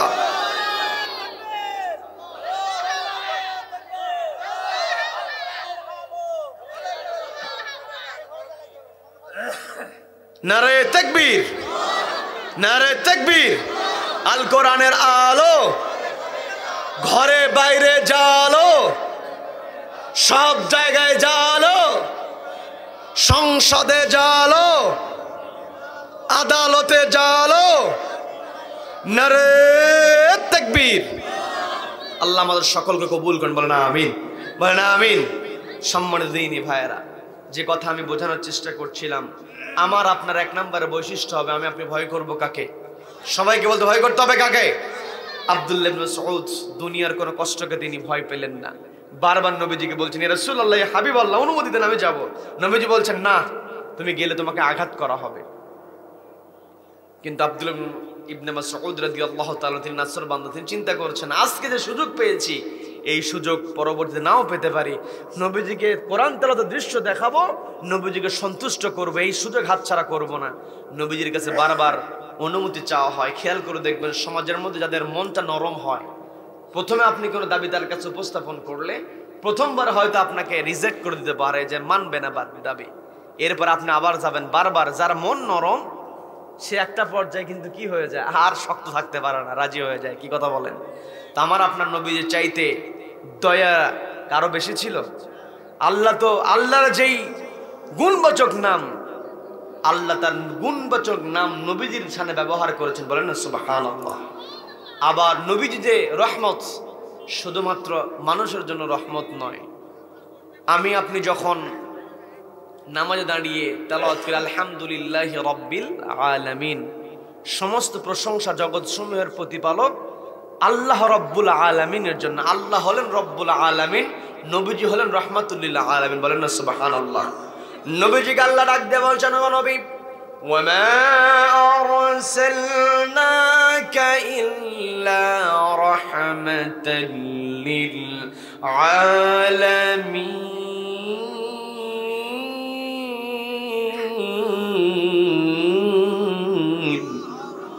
আল্লাহ বলছেন, ও নবী, আমি আপনাকে জগতের সময়ের রহমত করে প্রেরণ করেছি। সেই রহমতের নবীর কাছে ওই কিশোর সাহাবী যখন বারবার অনুমতি চাইছেন, ইয়া রাসূলুল্লাহ, ইয়া হাবিবাল্লাহ, কাবার চত্বরে আমি কোরআন তেলাওয়াত করব, আমাকে অনুমতি দেন। দয়ার নবী একটা পর্যায়ে অনুমতি দিয়ে বলছেন, আব্দুল্লাহ সাবধানে তেলাওয়াত করিও, তোমাকে অনুমতি দিলাম। ছোট্ট মানুষ নবীজির কাছে অনুমতি পেয়েছেন। অনুমতি পাওয়ার সঙ্গে সঙ্গে তিনি কাবার চত্বর দৌড়ে চলে গেলেন। কাবার চত্বর হাজির হয়ে তিনি শুরু করে দিয়েছেন, আর রহমান আল্লামাল কুরআন খলাকাল ইনসান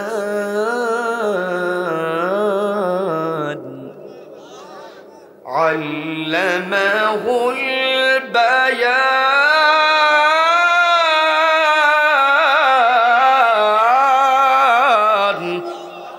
কাবার চত্বরে ওই কিশোর সাহাবী যখন কোরআন থেকে তেলাওয়াত করছেন, কেউ তো ইতিপূর্বে কোরআনের তেলাওয়াত শোনে নাই। কোরআনের তেলাওয়াতের মধ্যে আকর্ষণ আছে না নাই? সবাইকে বলতে হবে আকর্ষণ আছে না নাই? কোরআন এমন একটি কিতাব, যেই কিতাব তেলাওয়াত করলে শুধু তেলাওয়াত করতেই মন চায়, শুনলে শুধু শুনতেই মন চায়। এই পৃথিবীতে একমাত্র কোরআনই এত তেলাওয়াত করা হয়। কি কথা বলেন? কি কথা বলেন? এই যে আমরা বসে আছি, বর্তমান তো অনলাইনের যুগ। কোন কোন শিল্পী কেউ আজ থেকে 2 বছর আগে চিনতো না, হঠাৎ করে একটা ভিডিও তার ভাইরাল হয়েছে, গান গেয়েছে। বর্তমান সময়ে ভাইরাল শব্দটা খুবই পরিচিত। কি কথা বলেন? কি কথা বলেন? বর্তমান সময়ে ভাইরাল মানে কি? অমুকে ভাইরাল মানে ভাইরাল শব্দের সঙ্গে মুরব্বী, ছোট্ট মানুষ সবাই পরিচিত। কি কথা বলেন? আগের দিনে ভাইরাল ছিল না, মুরব্বীরা তো বসে আছেন, এনাদের সময় ছিল হিট হওয়া। হিট কি মুরব্বী ঠিক আছে না? ওই সুপার হিট। আচ্ছা, যখন শিল্পী কি করতো, ক্যাসেট বের করতো, বছরে বছরে 1-2টা করে ক্যাসেট বের হতো। সব গান মানুষের ভালো লাগতো না, 1-2টা গান যেটা ভালো হয়, যেখানেই যায়, যেই মরে যায় সেখানে ওই গান আছে না নাই? আচ্ছা আচ্ছা, যেটাই হোক, যেই গানই হোক, আমরা সেদিকে না যাই। তবে আমি আপনাদেরকে বোঝানোর জন্য বলছি, মরে মরে যে গান বাজতেছে, শিল্পী পরিচিত হয়েছে, যার একটা গানের জন্য তার জনপ্রিয়তা তুঙ্গে চলে গিয়েছে, কোটি কোটি টাকার মালিক হয়েছে। ওই গান কয়েকদিন চলার পরে, কিছুদিন পরে আর ভালো লাগে না, এক গান বারবার শুনতে শুনতে বিরক্ত। কি কথা বলেন? কি কথা বলেন? আবার যেই শিল্পী যেই গানের দ্বারা পরিচিত হয়েছে, যে গানের দ্বারা বর্তমান সময়ের কথা বলি ভাইরাল হয়েছে, সুপার হিট হয়েছে, ওই গান শিল্পী গাইতে গাইতে একটা পর্যায়ে শিল্পীরও ভালো লাগে না, এই এক গান আর কত গাইব। এক গান যদি কেউ বারবার শোনে, পাশের মানুষ বিরক্ত হয়ে বলে, এই পাগল, এক গানের মধ্যে কি বলছে, সারাক্ষণ শুধু ওই গানই, আর আমার সামনে ওই গান যেন বাজাস না। বলে কি বলে না? বলে কি বলে না? তার মানে এত পরিচিত হয়ে গেল যে এই গানের কারণে, এই গান 10 বার 20 বার 30 বার শোনার পরে আমার আপনার ভালো লাগছে না। যেই শিল্পী তার পরিচিত হয়ে গেল, তার অবস্থানের পরিবর্তন হলো, যেই গান গাইতে গাইতে তার 10-20 বার গায়ার পর আর ভালো লাগে না। কিন্তু আমি আপনি যদি নামাজের রাকাতের সংখ্যা হিসাব করি, দৈনিক ফরজ নামাজ পড়তে হয় 17 রাকাত। সবাইকে বলতে হবে কত রাকাত? সবাই বলেন কত রাকাত?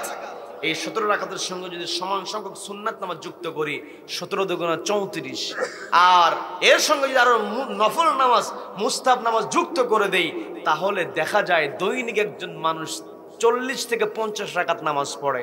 এখন 40 থেকে 50 রাকাত নামাজ পড়তে গিয়া সূরা ফাতিহার 40 থেকে 50 বার তেলাওয়াত আছে না নাই? কিন্তু কোনোদিন কি কেউ বলেছে এক সূরা প্রত্যেকদিন পড়তে পড়তে ভালো লাগে না? বলেছে কেউ? ওই ছোট্ট মানুষ, এখানে আমরা যারা বসে আছি, অধিকাংশ মানুষ অবুঝ বয়সে মসজিদে যাইতে যাইতে মা তেলাওয়াত করেছে, বাবা তেলাওয়াত করেছে, এগুলো দেখতে দেখতে শুনতে শুনতে আমার আপনার সূরা ফাতিহা মুখস্থ হয়েছে। আমি যখন অবুঝ বয়সে ছিলাম, সেই দিন থেকে আমার আপনার সূরা ফাতিহা মুখস্থ হয়েছে। আমি আপনি তেলাওয়াত করছি, আমার আপনার কোনো বিরক্তি আসছে না, বরং দিন যত যায় সূরা ফাতিহা পড়তে তত ভালো লাগে। কি কথা বলেন? তার মানে কোরআনের আকর্ষণ আছে না নাই?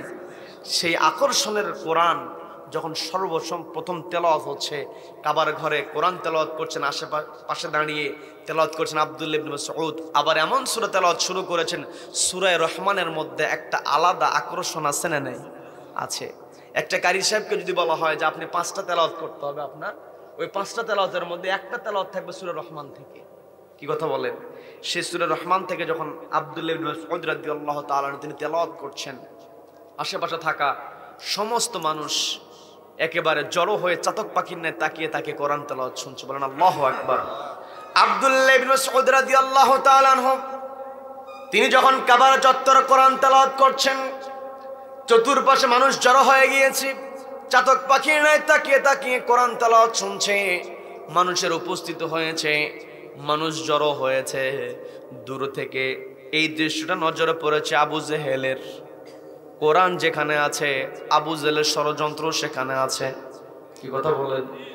কিন্তু যত বড় ষড়যন্ত্রকারী হোক না কেন, আবু জেহেল মার্কা যতই চেষ্টা করুক না কেন, দিন শেষে বিজয় হলো কোরআনওয়ালাদের। কি কথা বলেন? কি কথা বলেন? এই কোরআনের মাহফিল বন্ধ করতে চেয়েছিল। এই আজকে 2025 সালের 20 ফেব্রুয়ারি, ঠিক আমরা যদি 1 বছর পিছনে চলে যাই, গত বছরের মাহফিল বাস্তবায়নের জন্য এই নেতার কাছে যাও, ওই নেতার কাছে যাও। কি কথা বলেন? অনুমতি দেওয়ার পরে বলে, হুজুর আলোচনা করেন, তবে তাকবীর যেন না হয়, স্লোগান যেন না হয়। যারা এগুলো বলেছে আজকে তারা কোথায়? কি কথা বলেন? আমাদের কোরআনের পাখি বলেছিল জুলুম করতেছ, একটা সময় আসবে ইঁদুরের গর্তও খুঁজে পাবে না। কি কথা বলেন? কি কথা বলেন? তার মানে আবু জেহেলের চেলা চামুন্ডা যারা আছে, হয়তো ক্ষণিকের জন্য ওরা লাফালাফি করবে, দিন শেষে বিজয় কোরআনওয়ালাদের। কি কথা বলেন? কি কথা বলেন? এই যে কোরআনওয়ালাদের বিজয় যখন আল্লাহ দিয়ে দেন, যারা কোরআন বিদ্বেষী হয় এদেরকে সাইজ করতে আল্লাহর বড় কোনো শক্তির প্রয়োজন হয় না। আবু জেহেল যখন লক্ষ্য করেছে, আবু জেহেল যখন দেখলে মানুষের একত্রিত হয়েছে, আমাকে তো জানানো হয় নাই, আমার থেকে কোনো পারমিশন নেয় নাই, আমি জানিই না, আমাকে না জানিয়ে মানুষ কেন একত্রিত হয়েছে, কর্মচারীকে অর্ডার দিয়ে বললো খোঁজ নিয়ে দেখো তো ওখানে মানুষ জড়ো হওয়ার কারণটা কি। যখন তাকে জানানো হলো কাবার চত্বরে একজন কিশোর কি যেন আবৃত্তি করছে, সবাই তাকিয়ে তাকে আবৃত্তি শুনছে। যাকে দায়িত্ব দেওয়া হয়েছে ও বলতেছে খুব সুন্দর আবৃত্তি, আমিও একটু শুনেছি। বলেন আল্লাহু আকবার, বলেন আল্লাহু আকবার। আবু জেহেলকে যখন জানানো হয়েছে, আবু জেহেল বলছে কি আবৃত্তি হচ্ছে তুমি বলতে পারো না? না বলতে পারি না। তাহলে আবার যাও খোঁজ নিয়ে দেখো তোর পরিচয়টা কি। যখন পরিচয় না হলো, পরিচয় তেমন কোনো পরিচয় খুঁজে পাওয়া গেল না। তবে আসল পরিচয় আবু জেহেল বুঝতে পেরেছে। আবু জেহেলকে বলছে ওর তেমন কোনো পরিচয় পাওয়া যায় নাই, তবে দিনের বেলা কিছু সময় আব্দুল্লাহর পুত্রের সঙ্গে দেখা যায়। আব্দুল্লাহর পুত্র মুহাম্মদ সাল্লাল্লাহু আলাইহি ওয়াসাল্লাম নবীজির সঙ্গে দেখা যায়। এই কথা যখন আবু জেহেলকে জানানো হয়েছে, আবু জেহেল বুঝতে বাকি নাই, কারণ নবীজি যখন রাতের বেলা কোরআন তেলাওয়াত করতেন, রাতের বেলা নবীজি কোরআন তেলাওয়াত করতেন, আর তার কোরআন তেলাওয়াত শোনার জন্য আবু জেহেল ঘরের কোনায় দাঁড়িয়েছে। রাত কখন পেরিয়ে গেছে বুঝতেই পারে নাই। বলেন আল্লাহু আকবার। আবু জেহেল চিন্তা করে দেখলো, যেই কোরআনের আকর্ষণে আমি নিজেই ঘরে থাকতে পারি না, এই কোরআন এখন প্রকাশ্যে তেলাওয়াত শুরু হয়ে গিয়েছে, কেউ বুঝুক আর না বুঝুক আমি তো বুঝি। কি কথা বলেন? আবু জেহেল চিন্তা করলো এই তেলাওয়াত মানুষের মধ্যে ছড়িয়ে গেলে আর তো মানুষকে আব্দুল্লাহর পুত্রের কাছ থেকে দূরে সরিয়ে রাখা যাবে না, এই মুহূর্তেই বন্ধ করতে হবে। আলেম ওলামা যখন দেশটাকে পরিচালনার জন্য কোরআনের নীতি বাস্তবায়নের কথা বলে, এক শ্রেণীর মানুষের শরীরের মধ্যে অ্যালার্জি শুরু হয়ে যায়। কি কথা বলেন? যত অ্যালার্জি থাকুক না কেন, আমার আপনার দায়িত্ব, আমাকে আপনাকে আল্লাহর জমিনে আল্লাহর বিধান কায়েমের কথা বলতে হবে। কি কথা বলেন? কথা বলেন। আল্লাহ ফেরেশতাদেরকে ডাক দিয়ে বলছেন ইন্নী জাইলু ফিল আরদি খলিফা, নিশ্চয় পৃথিবীতে আমি আমার খলিফা প্রেরণ করব। তার মানে আমার আপনার পরিচয়, আমরা হলাম আল্লাহর খলিফা। আল্লাহর খলিফা হিসেবে দায়িত্ব হল আল্লাহর জমিনে আল্লাহর বিধান কায়েম হোক, সেই কাজ আমাকে আপনাকে করতে হবে। কি কথা বলেন? নবীজির সাহাবী যখন কোরআন থেকে তেলাওয়াত করছেন, ওই যখন আবু জেহেল বুঝতে পারলো ছোট্ট সাহাবী আর কিছুই তেলাওয়াত করছে না, আমার ভাতিজা যেই কোরআনের কথা বলে ওই কোরআন থেকে তেলাওয়াত হচ্ছে, এখনই থামাতে হবে। চেলা চামুন্ডা নিয়ে অতর্কিত হামলা চালিয়ে দিয়েছে। যখন অতর্কিত হবে আব্দুল্লাহ ইবনে মাসউদের দিকে তেড়ে এসে যখন আঘাত করেছে, এমন জোরে থাপ্পড় মেরেছে, একটা বর্ণনায় পাওয়া যায় কানে থাপ্পড় মারার কারণে কান দিয়ে রক্ত বের হয়েছে। আর একটা বর্ণনায় পাওয়া যায় নাকে এমন জোরে আঘাত করেছে, নাক ফেটে রক্ত বেরিয়েছে। যখন রক্তাক্ত হয়েছেন, আশেপাশের মানুষ যেগুলো ছিল সবাই তো আর খারাপ নয়, কিছু মানুষ ভালো থাকে। দেখবেন খারাপের মধ্যে কিছু মানুষ থাকে ভালো। কি কথা বলেন? কি কথা বলেন? আমি সেই দিকে যাব না। ভালো হলে সব জায়গাতেই ভালো থাকার কোনো সুযোগ নাই। কি কথা বলেন? কি কথা বলেন? ওই দিকে যাব না, শুধু বোঝানোর জন্য বলছি। কয়েকজন মানুষ লক্ষ্য করে দেখলো, একটু আগে যেই ছেলের দিকে তাকিয়ে আমার তেলাওয়াত শুনছিলাম, সবাই তাকিয়েছিলাম যেই ছেলের দিকে এত সুন্দর আবৃত্তি করেছে, এই ছেলেকে তো আবু জেহেল আঘাত করছে, আমাদেরকে তো রক্ষা করা দরকার। এত সুন্দর আবৃত্তি যে ছেলে করতে পারে, একে রক্ষা করা দরকার। এই কথা চিন্তা করে কয়েকজন মানুষ আবু জেহেলের হাত থেকে কোনো মতো আব্দুল্লাহ ইবনে মাসউদ রাদিয়াল্লাহু তাআলা আনহুকে বেঁচে ফেরার সুযোগ করে দেওয়া হলো। আব্দুল্লাহ ইবনে মাসউদ রক্তাক্ত চেহারা নিয়ে নবীজির সামনে হাজির হয়েছেন। নবীজি যখন রক্তাক্ত চেহারা দেখেছেন, নবীজির মনের মধ্যে কষ্ট। কি কথা বলেন? নবীজি যখন রক্তাক্ত চেহারা দেখেছেন, এইরকম আরেকটা ঘটনা আছে। বদরের প্রান্তরে নবীজির কাছে অনুমতি চেয়েছিলেন 14 বছর বয়সী একজন সাহাবী, নাম হল রাফি ইবনে খাদিজ রাদিয়াল্লাহু তাআলা আনহু। নবীজি অনুমতি দেন নাই অল্প বয়স হওয়ার কারণে। উহুদ যুদ্ধে যখন তার বয়স 15 হয়েছে, নবীজি অনুমতি নাও দিতে পারেন। এই কথা চিন্তা করে মামার কাছ থেকে মামার সঙ্গে পরামর্শ করেছে, মামা আমার বয়স কম, আমি নবীজির সঙ্গে যুদ্ধের ময়দানে যেতে চাই, কিন্তু নবীজি বয়স কম হলে তো অনুমতি দেয় না। আমারও তো ইচ্ছা নবীজির সঙ্গে আমি যুদ্ধের ময়দানে যাব। আমার বয়স কম হওয়ার কারণে নবীজি আমাকে অনুমতি না দিলেও আমি যে ভালো তীর নিক্ষেপ করতে পারি। মামা আপনি তো জানেন? বলে হ্যাঁ জানি। তাহলে আপনি একটু নবীজির কাছে সুপারিশ করবেন, আমার বয়স কম কিন্তু আমি বড় মানুষের চাইতে ভালো তীর নিক্ষেপ করতে পারি। অল্প বয়স হওয়ার কারণে নবীজি আমাকে অনুমতি না দিলেও আপনি যদি তীরন্দাজ হিসেবে নবীজির কাছে আমার পরিচয় তুলে ধরেন, নবীজি আমাকে যুদ্ধের ময়দানে যাওয়ার অনুমতি দিবেন। বলেন না সুবহানাল্লাহ। আল্লাহ বলছেন, ইয়া আইয়ুহাল্লাযীনা আমানু হাল আদুল্লুকুম আলা তিজারাতিন তুনজিকুম মিন আযাবিন আলীম তুমিনুনা বিল্লাহি ওয়া রাসূলিহি ওয়া তুজাহিদুনা ফি সাবিলিল্লাহি বিআমওয়ালিকুম ওয়া আনফুসিকুম যালিকুম খায়রুল লাকুম ইন কুনতুম তা'লামুন। আল্লাহ বলছেন, তুজাহিদুনা ফি সাবিলিল্লাহি বিআমওয়ালিকুম ওয়া আনফুসিকুম। আল্লাহ রাস্তায় সংগ্রাম করতে হবে জান এবং মাল দিয়ে। কি কথা বলেন? আমি বানিয়ে বলছি না, কোট করে নিয়ে যেতে পারেন। 61 নম্বর সূরা আয়াত নাম্বার 11। আমি আপনি সহজ সহজ বেছে বেছে পালন করার চেষ্টা করি। মনে করি পৃথিবীতে যদি অন্যায়ের বিরুদ্ধে দাঁড়িয়ে যাই তাহলে বিপদের সম্মুখীন হতে হবে, কষ্ট হবে। দুনিয়ার কষ্টকে যারা ভয় করে সে কখনো প্রকৃত মুমিন হতে পারে না। ভরসা করতে হবে কার উপরে? সবাইকে বলতে ভরসা করতে হবে কার উপরে?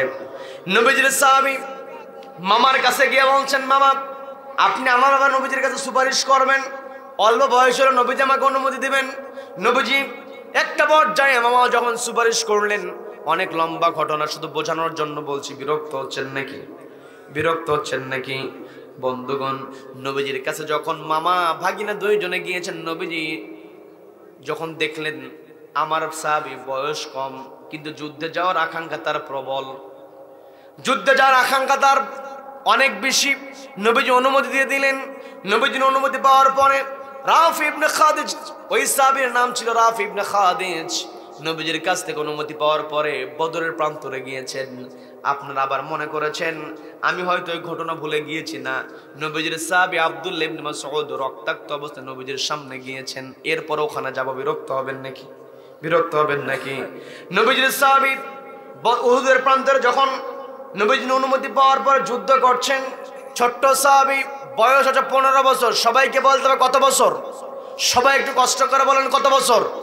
15 বছর বয়সী সাহাবী নবীজির কাছ থেকে অনুমতি পেয়েছেন। যুদ্ধের ময়দানে তীর নিক্ষেপ করছেন, কাফেরদেরকে তীর মারেন, কাফেররা ধরাশায়ী হয়ে যায়। একের পর এক যখন তীর তিনি নিক্ষেপ করছেন, তার ছোড়া তীরগুলো কাফেরদেরকে আক্রান্ত করে, আঘাত করে। কাফেরদের মধ্য থেকে কয়েকজন মিলে লক্ষ্য করে দেখলো এই ছেলে যে এই দিক থেকে তীর নিক্ষেপ করে, এই তীর থেকে আমরা নিজেদেরকে রক্ষা করতে পারি না, কাজে এই ছেলেকে আগে শেষ করে দিতে হবে। বলেন নাউযুবিল্লাহ। সবাই বলেন নাউযুবিল্লাহ। ওই ছোট্ট সাহাবী রাফি ইবনে খাদিজকে লক্ষ্য করে কয়েকজন কাফের সৈন্য শুধু তীর নিক্ষেপ করছে। রাফি ইবনে খাদিজ অল্প বয়স, কাফেরদের মধ্য থেকে ছুটে আসা তীর থেকে নিজেকে তিনি হেফাজত করেন, আবার তীর নিক্ষেপ করেন, নিজেকে তীর থেকে হেফাজত করেন, আবার নিক্ষেপ করেন। একটা পর্যায়ে ছোট্ট সাহাবী নিজেকে আর রক্ষা করতে পারলেন না, ছোট্ট একটা তীর এসে ওই রাফি ইবনে খাদিজার দেহের মধ্যে ঢুকে গেল, বুকের পাঁজরের মধ্যে দিয়ে ঢুকে গেল। রাফি ইবনে খাদিজার দেহের মধ্যে যখন ওই তীরের ফলা ঢুকে গিয়েছেন, তিনি জমিনে পড়ে গিয়েছেন, রক্তাক্ত হয়েছেন। তিনি রক্তাক্ত হয়েছে, নবীজির কান পর্যন্ত পৌঁছে গিয়েছে। নবীজি যখন জানতে পেরেছেন আমার সাহাবী তীর বিদ্ধ হয়েছে, অল্প বয়সী সাহাবী, নবীজির মনের মধ্যে আকাঙ্ক্ষা আমার সাহাবী রক্তাক্ত হয়েছে, না জানি তার কত কষ্ট হচ্ছে, আমি একটু তাকে দেখতে চাই। সাহাবীদেরকে লক্ষ্য করে বললেন, আমার সাহাবীরা তোমরা কে আছো? শুনেছি আমার ছোট্ট সাহাবী রাফি ইবনে খাদিজা নাকি তীরবিদ্ধ হয়েছে, আমি একটু ওকে দেখতে চাই, কে আছো তোমরা, আমাকে দেখানোর ব্যবস্থা করবে। কয়েকজন সাহাবী মিলে রাফি ইবনে খাদিজকে খুঁজে বের করলেন। রাফি ইবনে খাদিজকে কোলে করে নিয়ে নবীজির সামনে এনেছেন। আমি কি বানিয়ে বলছি নাকি? বানিয়ে বলছি নাকি?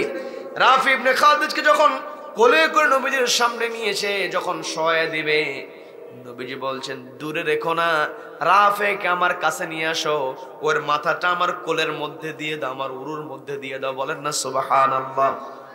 নবীজির উরুর মধ্যে যখন রাফি ইবনে খাদিজার মাথাটা রেখে দেওয়া হয়েছে, রাফি ইবনে খাদিজা রাদিয়াল্লাহু তাআলা আনহু চোখ বেয়ে অঝরে পানি পড়ছে। নবীজির কোলের মধ্যে মাথা রাখা বড় সৌভাগ্যের ব্যাপার, কি কথা বলেন? ছোট্ট সাহাবী যখন চোখ বেয়ে অঝরে পানি পড়ছে, নবীজি মনে করলেন আমার সাহাবী আঘাতপ্রাপ্ত হয়ে যন্ত্রণা হচ্ছে, ব্যথার কারণে চোখ বেয়ে পানি পড়ছে। নবীজি বলছেন রাফি, তোমাকে তো আমি অনুমতি দিতে চাই নাই, মামার মাধ্যমে সুপারিশ করে যুদ্ধের ময়দানে এসেছো, বদরে আসার অনুমতি আমি তোমাকে দিয়েছিলাম না, যার কারণে মামার মাধ্যমে উহুদে অনুমতি নিয়েছো, আজকে অনুমতি নিয়ে যুদ্ধের ময়দানে এসেছো। যুদ্ধের ময়দানে আসার কারণে তোমার শরীরে তীরবিদ্ধ হয়েছে, যদি যুদ্ধের ময়দানে না আসতে তাহলে তোমার তো তীরবিদ্ধ হতো না। নবী যখন এই কথা বলেছেন, রাফি ইবনে খাদিজ বলছেন ইয়া রাসূলুল্লাহ, ইয়া হাবিবাল্লাহ, সাদ্দাকতা ইয়া রাসূলুল্লাহ, আপনি সত্য বলেছেন, আমি যদি যুদ্ধের ময়দানে না আসতাম আমার শরীরে তীরবিদ্ধ হতো না, আমি রক্তাক্ত হতাম না, এটা সত্য কথা। তবে আমি যদি যুদ্ধের ময়দানে না আসতাম, আমার শরীরে তীরবিদ্ধ যদি না হতো, নবীজি আমি আপনার মায়ের এই কোলের মধ্যে মাথা দিতে পারতাম না। বলেন না সুবহানাল্লাহ। ছোট্ট সাহাবী, 15 বছর বয়স। পর্দালের মা বোনেরা একটু বোঝার চেষ্টা করেন, সন্তানের বয়স 15 হয়েছে, 18 হয়েছে, 20 বছর বয়স হয়েছে, সন্তানকে নামাজের তাকিদ দিতে চায় না, বলে বয়স হলে এমনিতেই পড়বে। কি কথা বলেন? কি কথা বলেন? নবীজি যেখানে বললেন সন্তানের বয়স 7 বছর হলে নামাজের ট্রেনিং দিয়ে দাও, 10 বছর বয়সে উপনীত হওয়ার পর নামাজ না পড়লে বেত্রাঘাত করো, সেখানে মা আপনি যদি মনে করেন আমার সন্তান বড় হলে এমনিতেই পড়বে, এই চিন্তা করে সন্তানকে নামাজের শিক্ষা দিবেন না। এই সন্তান যখন জাহান্নামে চলে যাবে, ওই কিয়ামতের ময়দানে আল্লাহকে বলবে, আল্লাহ রব্বানা আরিনাল্লাযাইনা আদাল্লানা মিনাল জিন্নি ওয়াল ইনসি নাজআলহুমা তাহতা আকদামিনা লিয়াকুনা মিনাল আসফালিন। ওগো আল্লাহ, আরিনাল্লাযাইনা আদাল্লানা, ওদেরকে দেখায় দাও যারা পৃথিবীতে নামাজের শিক্ষা আমাদেরকে দেয় নাই। যেই সমস্ত অভিভাবকেরা নামাজের শিক্ষা দেয় না, সত্যের শিক্ষা দেয় নাই, ওদের কারণে আজকে জাহান্নামী হয়েছি, জাহান্নামে যাব, তবে শর্ত হলো না জাআলহুমা তাহতা আকদামিনা, ওদেরকে পায়ের নিচে ফেলে বুকের উপর পা দিয়ে জাহান্নামে যাব। বলে নাউযুবিল্লাহ। তার মানে সন্তানকে নামাজের শিক্ষা দেওয়ার দরকার আছে না নাই? আমি প্রায় জায়গাতে একটা কথা বলে থাকি, মা একটু কথাটা বোঝার চেষ্টা করেন, মা যখন নামাজি হয় সন্তান নামাজি হয়ে যায়। কি কথা বলেন? বাবা নামাজ পড়লে বাবাকে দেখে দেখে সন্তান সেজদা দেওয়া শেখে। বিশেষ করে মায়ের দিকে সন্তানের একটা ঝোঁক থাকে আলাদা। কি কথা বলেন? সন্তানের একটা মায়ের দিকে অনুসরণ করার একটা প্রবণতা দেখা যায়। মা যদি নামাজি হয়, সন্তান মার দিকে দেখে, সন্তানের বয়স 2.5 বছর 3 বছর, প্রত্যেক দিন মা ওযু বানিয়ে যায় নামাজ বিছিয়ে সিজদা দেয় কাকে? সবাইকে বলতে হবে সিজদা দেয় কাকে? পর্দালের মা। আপনাকে দৃষ্টি আকর্ষণ করা বলছে, একটু বোঝার চেষ্টা করেন, মা কথাগুলো একটু শোনেন। যেই মা নামাজি হয় ওই মা ছোট্ট 2.5 বছর 3 বছরের বাচ্চা এমন কাণ্ড ঘটিয়ে ফেলে, এমন দৃশ্য আমরা দেখি। সেটা হলো মা যায় নামাজ বিছিয়েছে, নামাজ পড়বে, নামাজের কোনটা রুকু কোনটা সেজদা ছোট্ট মানুষ বোঝে না। মা রুকু করে, সেজদা করে, বৈঠক করে, কিয়াম করে, কোনটা কি সে বোঝে না।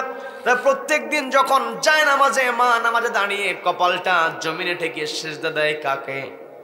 সবাইকে বলতে হবে সেজদা দেয় কাকে? এই সেজদার দৃশ্য 2.5-3 বছরের বাচ্চা প্রত্যেক দিন দেখতে দেখতে মনের মধ্যে এমন একটা দাগ কেটে যায়। মা যায় নামাজ বিছিয়ে দিয়েছে, নামাজ পড়বে, সেজদা দেবে, কিন্তু মাকে সুযোগ না দিয়ে 2.5 বছর 3 বছরের বাচ্চা তড়ি ঘড়ি করে যায় নামাজের উপরে সেজদা দেয়। দৃশ্য আছে না নাই? আছে না নাই? তার মানে 2.5 বছর 3 বছরের বাচ্চা মাকে দেখে সেজদা দেওয়া শিখলো। এখন মা, আপনি যদি নামাজ না পড়েন তাহলে আপনার সন্তান সেজদা দেওয়া শিখবে কেমনে? কি কথা বলেন? এই জন্য অনেক মা বোনেরা এসেছেন, আপনাদের দৃষ্টি আকর্ষণ করে বলছি, মা আপনি তো সন্তানের জন্য জান্নাত। কি কথা বলেন? কি কথা বলেন? আপনার পায়ের নিচে সন্তানের জান্নাত, কিন্তু সন্তান আপনার খেদমত করেছে। তবে আল্লাহর যে দায়িত্ব, আল্লাহ তো আগে বললেন ওয়াকাদা রাব্বুকা আল্লা তা'বুদু ইল্লা ইয়াহু ওয়া বিল ওয়ালিদাইনি ইহসানা। আগে আল্লাহর ইবাদত করতে হবে, এরপরে পিতামাতার খেদমত করতে হবে। আপনার সন্তান আপনার খেদমত করলো, ভালো, অবশ্যই জান্নাতে যাওয়ার একটা ওসিলা। তবে যদি আল্লাহর ইবাদত না করে, নামাজ যদি না পড়ে, সন্তান কেমনে জান্নাতে যাবে? কি কথা বলেন? কি কথা বলেন? আপনি সন্তানের জন্য আল্লাহর কাছে যতই সুপারিশ করেন না কেন, সন্তান যদি নামাজি না হয়, সন্তান জান্নাতে যেতে পারবে না। সন্তান যদি সত্যবাদী না হয়, সন্তান যদি কোরআনওয়ালা না হয়, ওই সন্তান কখনো জান্নাতে যেতে পারবে না। আর সন্তান জান্নাতে না গেলে, জাহান্নামে যদি সিদ্ধান্ত হয়ে যায়, তাহলে ওই সন্তান জাহান্নামে যাওয়ার সময় আমাকে আপনাকেও বলবে, এদেরকেও নিয়ে যায়। বলেন নাউযুবিল্লাহ। তবে মা, অনেক সময় আছে মা শিখিয়েছে, বাবা শিখিয়েছে, সন্তান যদি না মানে সেটা ভিন্ন কথা। তখন সন্তানের অভিযোগ যতই বলুক যে আমার অভিভাবককে দেখায় দেন, তখন বাপ মা বলতে পারবে যে আমি শিখিয়ে দিয়েছিলাম, বড় হওয়ার পরে আমাকে আর মানে নাই। এই কথা বলার সুযোগ আপনার থাকবে। এই জন্য দুনিয়াতেই আপনি সবকিছু রেডি করে যান, কারণ এই পৃথিবীতে সন্তানের প্রতি মায়া মহাব্বত আপনার আছে। কিন্তু যখন কিয়ামতের কঠিন ময়দানে মানুষ যখন নিজের ঘামের মধ্যে সাঁতার কাটতে থাকবে, ওই দিন কেউ কাউকে চিনবে না। যেই মা সন্তানকে ছাড়া খাবার খায় নাই, যত রাতই হোক না কেন, সন্তান না আসা পর্যন্ত মায়ের ঘুম হয় না, ওই মাও পর্যন্ত বলবে দুনিয়াতে আমার বিবাহই হয় নাই। বলেন নাউযুবিল্লাহ। তার মানে ওই কঠিন পরিস্থিতির মুখে মুখে আমাদের সকলকে হতে হবে। ওই কঠিন সিচুয়েশন আমরা সবাই যাব। আমি বলতে নিয়েছিলাম কিশোর 2 জন সাহাবী, একজন সাহাবী উহুদের প্রান্তরে রক্তাক্ত হয়েছেন, তীরবিদ্ধ হয়েছেন, নবীজির কোলের মধ্যে মাথা রেখেছেন। নবীজিকে যখন বললেন ইয়া রাসূলুল্লাহ, ইয়া হাবিবাল্লাহ, আপনার কোলে মাথা রাখতে পারতাম না যদি না আমি যুদ্ধের ময়দানে আসতাম। নবীজি বললেন রাফি', তুমি ছোট মানুষ হতে পারো, কিন্তু তোমার ঈমানটা পরিপূর্ণ। বলেন না সুবহানাল্লাহ। নবীজি যখন এই কথা বললেন, নবীজির সাহাবী রাফি ইবনে খাদিজ রাদিয়াল্লাহু তাআলা বলছেন ইয়া রাসূলুল্লাহ, ইয়া হাবিবাল্লাহ, আমার ঈমান কতটুকু পূর্ণ হয়েছে আমি জানি না, তবে আমার মনের একটা চাওয়া এখনো অপূর্ণ রয়ে গিয়েছে। নবীজি বলছেন রাফি', তুমি আজকে যেই চাওয়ার কথা বলবে সেটাকেই পাওয়া করে দেওয়া হবে। বলেন না সুবহানাল্লাহ। তুমি যে আশার কথাই বলবে সে আশা আজকে পূরণ করে দেওয়া হবে। এই কথা বলার পরে রাফি ইবনে খাদিজ বলছেন ইয়া রাসূলুল্লাহ, ইয়া হাবিবাল্লাহ, তুজাহিদুনা ফি সাবিলিল্লাহ, আল্লাহর রাস্তায় সংগ্রাম করতে আমি এসেছি। বিআমওয়ালিকুম ওয়া আনফুসিকুম, জীবন দিয়ে আমি সংগ্রাম করার জন্য হাজির হয়েছি। আমি যখন বাড়ি থেকে বের হয়েছিলাম, আল্লাহর কাছে আমি 2 হাত তুলে ফরিয়াদ করেছিলাম, আল্লাহ, আমি বদরের প্রান্তরে অনুমতি পাই নাই, উহুদের প্রান্তরে অনুমতি পেয়েছি। যুদ্ধের ময়দানে আমি যাচ্ছি, আমি আর জীবন নিয়ে বাড়িতে ফিরতে চাই না। আমি যেন উহুদের ময়দানে শহীদ হয়ে যাই, আর কিয়ামতের ময়দানে উহুদের শহীদ হিসাবে আমি যেন দাঁড়াতে পারি। বলেন আল্লাহু আকবার। এই কথাগুলো বলে আমি আল্লাহর কাছে ফরিয়াদ করেছিলাম। আমার তো মনে হচ্ছে আমার সেই ফরিয়াদ আর কবুল হবে না, কারণ আমার দেহের মধ্যে যে তীরটা বিদ্ধ হয়েছে, আপনারা এই তীরটা বের করার পরে আমার ট্রিটমেন্ট করলে, চিকিৎসা করলে আমি সুস্থ হয়ে যাব। আবার এই তীরটা বের করার পরে আমি তো আহত অবস্থায়, তো আপনি আমাকে যুদ্ধে যাওয়ার অনুমতি দেবেন না। আমার যুদ্ধে যাওয়ার আর কোনো সুযোগ নাই, আমি আর শহীদ হবো সেই সুযোগটা আমার নাই। কিন্তু আমি তো আল্লাহর কাছে দোয়া করেছি শহীদ হওয়ার জন্য। বলেন আল্লাহু আকবার। বয়স 15 বছর। খেয়াল করে দেখেন, ইমানদার হতে হলে প্রাপ্তবয়স্ক থেকেই চেষ্টা করতে হবে। কি কথা বলেন? কি কথা বলেন? যখন রাফি ইবনে খাদিজ বলছেন, ইয়া রাসূলুল্লাহ, ইয়া হাবিবাল্লাহ, আমি তো আল্লাহর কাছে ফরিয়াদ করেছিলাম, কিন্তু আমার তো মনে হচ্ছে আপনারা যদি আমার চিকিৎসা করেন, এই চিকিৎসা করলে আমি তো গাজী হয়ে যাব, আমি তো আর শহীদ হতে পারবো না, নতুন করে যুদ্ধে যাওয়ার সুযোগ এই উহুদের ময়দানে আমার আর সুযোগ হবে না। নবীজি বললেন, রাফি, তুমি যেহেতু আকাঙ্ক্ষা করেছো, তোমার জন্য আমি এখনো একটা উপায় তোমার জন্য আমি দাঁড় করাতে পারি। তোমার শরীর থেকে আমি তীরটা বের করব দুইটা উপায়ে। সবাইকে বলতে হবে কয়টা উপায়? সবাই বলেন কয়টা উপায়? দুইটা উপায়। শুনবেন নাকি মনোদত দেব? শুনবেন? কারা কারা শুনবেন না? সবাই শুনবেন। যারা হাত উঠিয়েছিল ওনারা শোনার জন্য উঠিয়েছে, বলে আলহামদুলিল্লাহ, বলে আলহামদুলিল্লাহ। আমরা কার গোলাম? সবাইকে বলতে আমরা কার গোলাম? আমরা কার খলিফা? আল্লাহর খলিফা। আল্লাহর খলিফা হিসাবে আল্লাহর জমিনে আমাকে আপনাকে চেষ্টা করতে হবে একটি বিধান কায়েমের। সেই বিধানের নাম কি? সবাইকে বলতে বিধানের নাম কি? এই বিধান কায়েম করতে গিয়ে যদি আমাকে আপনাকে রক্ত ঝরাতে হয়, রক্ত ঝরাতে হবে। ওয়ালা রব্বিহিম ইয়াতাওয়াক্কালুন, তাওয়াক্কুল করতে হবে কার উপরে? নবীজির সাহাবী রাফি ইবনে খাদিজকে নবীজি বলেন, তোমার তীর আমি দুইটা উপায়ে বের করতে পারি। আবার ওইদিকে নবীজির সামনে রক্তাক্ত শরীর নিয়ে হাজির হয়েছেন আব্দুল্লাহ ইবনে মাসউদ রাদিয়াল্লাহু তাআলা আনহু। দুইজনের ঘটনা আমরা শুনবো, এরপরে মনোজাত দিয়ে তারপরে বাড়িতে যাব। কি কথা বলেন? কি কথা বলেন? তবে এর আগে আমার একটা আপনাদের কাছে দাবি আছে, সেটা হলো এই যে মাহফিলের আয়োজন করা হয়েছে গ্রামবাসীর উদ্যোগে, এই যে 30তম অধিবেশন, তার মানে মানুষ 30 বছরই বাঁচে না। কি কথা বলেন? এখন তো অধিকাংশ অনেক সংবাদ পাওয়া যায়, যুবক মানুষ একেবারে অল্প বয়সে 10-12 বছর বয়স, 18-20 বছর বয়স যুবক মানুষ মারা গিয়েছে। এমন অহরহ ঘটনা। তোমার চিকিৎসা করা হবে, তুমি গাজী হবে, তোমার আশঙ্কা যেটা।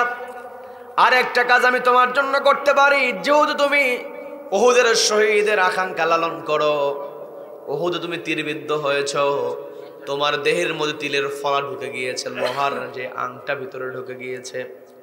আমি চাইলে তোমার দেহের মধ্যে তীরের ফলাটা রেখে দিই, শুধুমাত্র কাঠিটাকে আলাদা করে নিতে পারি। তোমার দেহের মধ্যে যদি লোহার টুকরোটা থেকে যায়, তীরের ফলা যদি তোমার দেহের মধ্যে থেকে যায়, চিকিৎসা করার কারণে তুমি হয়তো বেঁচে থাকবে, তবে তোমার ক্ষতস্থান কখনো শুকাবে না, তোমার যন্ত্রণা হবে, তোমার কষ্ট হবে, তবে যতদিন তুমি বেঁচে থাকবে তোমার ক্ষতস্থান তোমার সঙ্গে থাকবে। তুমি কখনো পুরোপুরি সুস্থ হতে পারবে না। যেই দিন তোমার ইন্তেকাল হবে, ওই ক্ষতস্থান নিয়ে তুমি মৃত্যুবরণ করবে।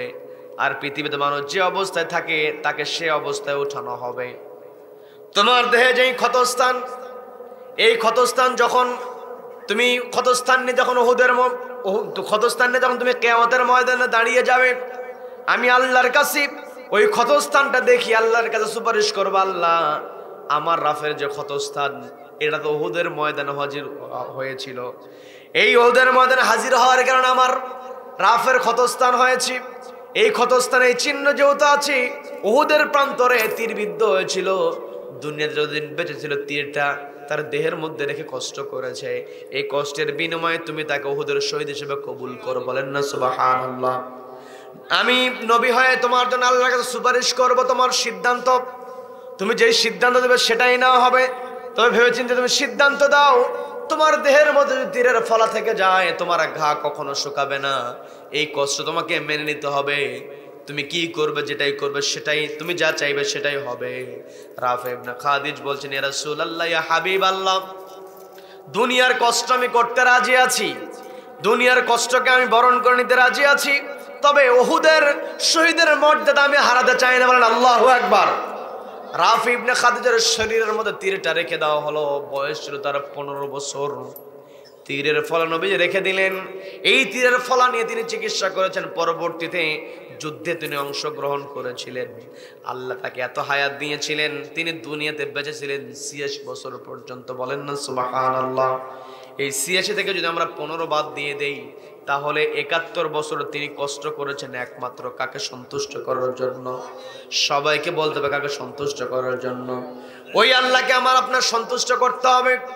আল্লাহ আমার আপনার তত বেশি সন্তুষ্ট হবে, আমি আপনি আল্লাহকে যত বেশি ভয় করব। কি কথা বলেন? আল্লাহকে ভয় করলে আমি আপনি ভালো কাজ করতে পারবো, খারাপ কাজ থেকে দূরে থাকবো, আল্লাহ খুশি হয়ে যাবেন। শুধুমাত্র নিজে ভালো কাজ করব তা নয়, খলিফা হিসেবে তা'মুরুনা বিল মা'রুফ, সৎ কাজের আদেশ দেব, ওয়া তানহাউনা আনিল মুনকার, অসৎ কাজে বাধা প্রদান করব। কি কথা বলেন, কি কথা বলেন? আল্লাহ আমাদেরকে কবুল করেন, বলেন আমিন, বলেন আমিন। আমার আপনার পরিচয়, আমি আপনি কার গোলাম? সবাই একটু কষ্ট করে বলেন, কার গোলাম? আল্লাহর গোলাম, আল্লাহর খলিফা। আল্লাহর কি আমরা বলেন? আল্লাহর খলিফা। আল্লাহ চাইলে তো ফেরেশতাদেরকে বলতে পারতেন আমি পৃথিবীতে মানুষ পাঠাবো, ইন্নী জাইলুন ফিল আরদি খলিফা বলেছেন আল্লাহ। আল্লাহ চাইলে বলতে পারতেন মানুষ পাঠাবো, আল্লাহ বলতে পারতেন আমি আদম সন্তানকে পাঠাবো, কিন্তু আল্লাহ তা না বলে বললেন আমি পৃথিবীতে খলিফা প্রেরণ করব।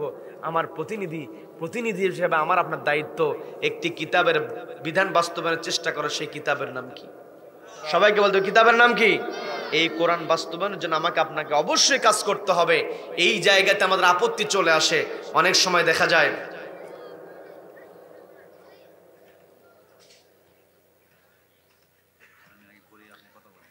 আচ্ছা তাহলে এই পৃথিবীতে আমার আপনার দায়িত্ব আছে না নাই?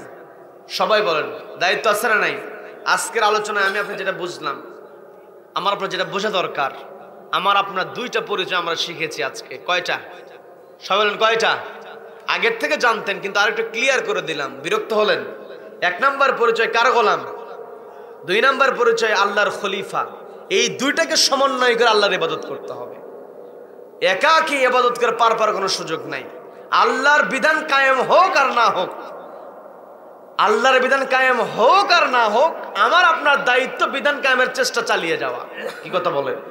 আল্লাহ আমাকে আপনাকে বলবেন না যে কেন কায়েম করো নাই, তা বলবেন না। আল্লাহ বলবেন কায়েমের কতটুকু চেষ্টা করেছো। তোমাকে যে আমি বলেছিলাম তা'মুরুনা বিল মা'রুফ, সৎ কাজের আদেশ দাও, ওয়া তানহাউনা আনিল মুনকার, অসৎ কাজে বাধা প্রদান করো, তুমি কি করেছো? যদি আমাকে আপনাকে প্রশ্ন করা হয়, আমি আপনি যদি সৎ কাজ প্রতিষ্ঠার সংগ্রাম না করি, অসৎ কাজে বাধা প্রদান না করি, আমি আপনি ওই দিন জবাব দিতে পারবো না। কাজে এই পৃথিবীতে আমাকে আপনাকে সৎ কাজের আদেশ দিতে হবে, অসৎ কাজে বাধা প্রদান করতে হবে। অত মিনুনা বিল্লাহ, ঈমান থাকতে হবে কার উপরে? সকলকে বলতে হবে কার উপরে? আল্লাহর প্রতি আমার আপনার ঈমান থাকবে।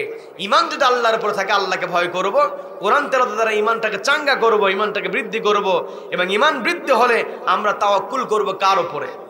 সবাইকে বলতে হবে কার উপরে? আল্লাহ। আরেকটা মেসেজ আমি আপনাদেরকে দিয়েই শেষ করব, সেটা হলো প্রত্যেক জুমার দিনে, আজকে তো জুমার রাত না, জুমার রাত, তার মানে আগামীকালকে ইমাম সাহেব যখন সানি খুতবা দেবেন, ইমাম সাহেব যখন দ্বিতীয় খুতবা পড়বেন, আরবি খুতবা যেটা, ইন্নাল্লাহা ইয়া'মুরু বিল আদলি ওয়াল ইহসান ওয়া ইতাইযিল কুরবা, আয়াত শেষ করতে হয় না। ইমাম সাহেব যখনই বলে ইন্নাল্লাহা ইয়া'মুরু বিল আদল, সামনে থাকা মুসল্লিরা রেডি যে এখন দাঁড়াতে হবে। কি কথা বলেন?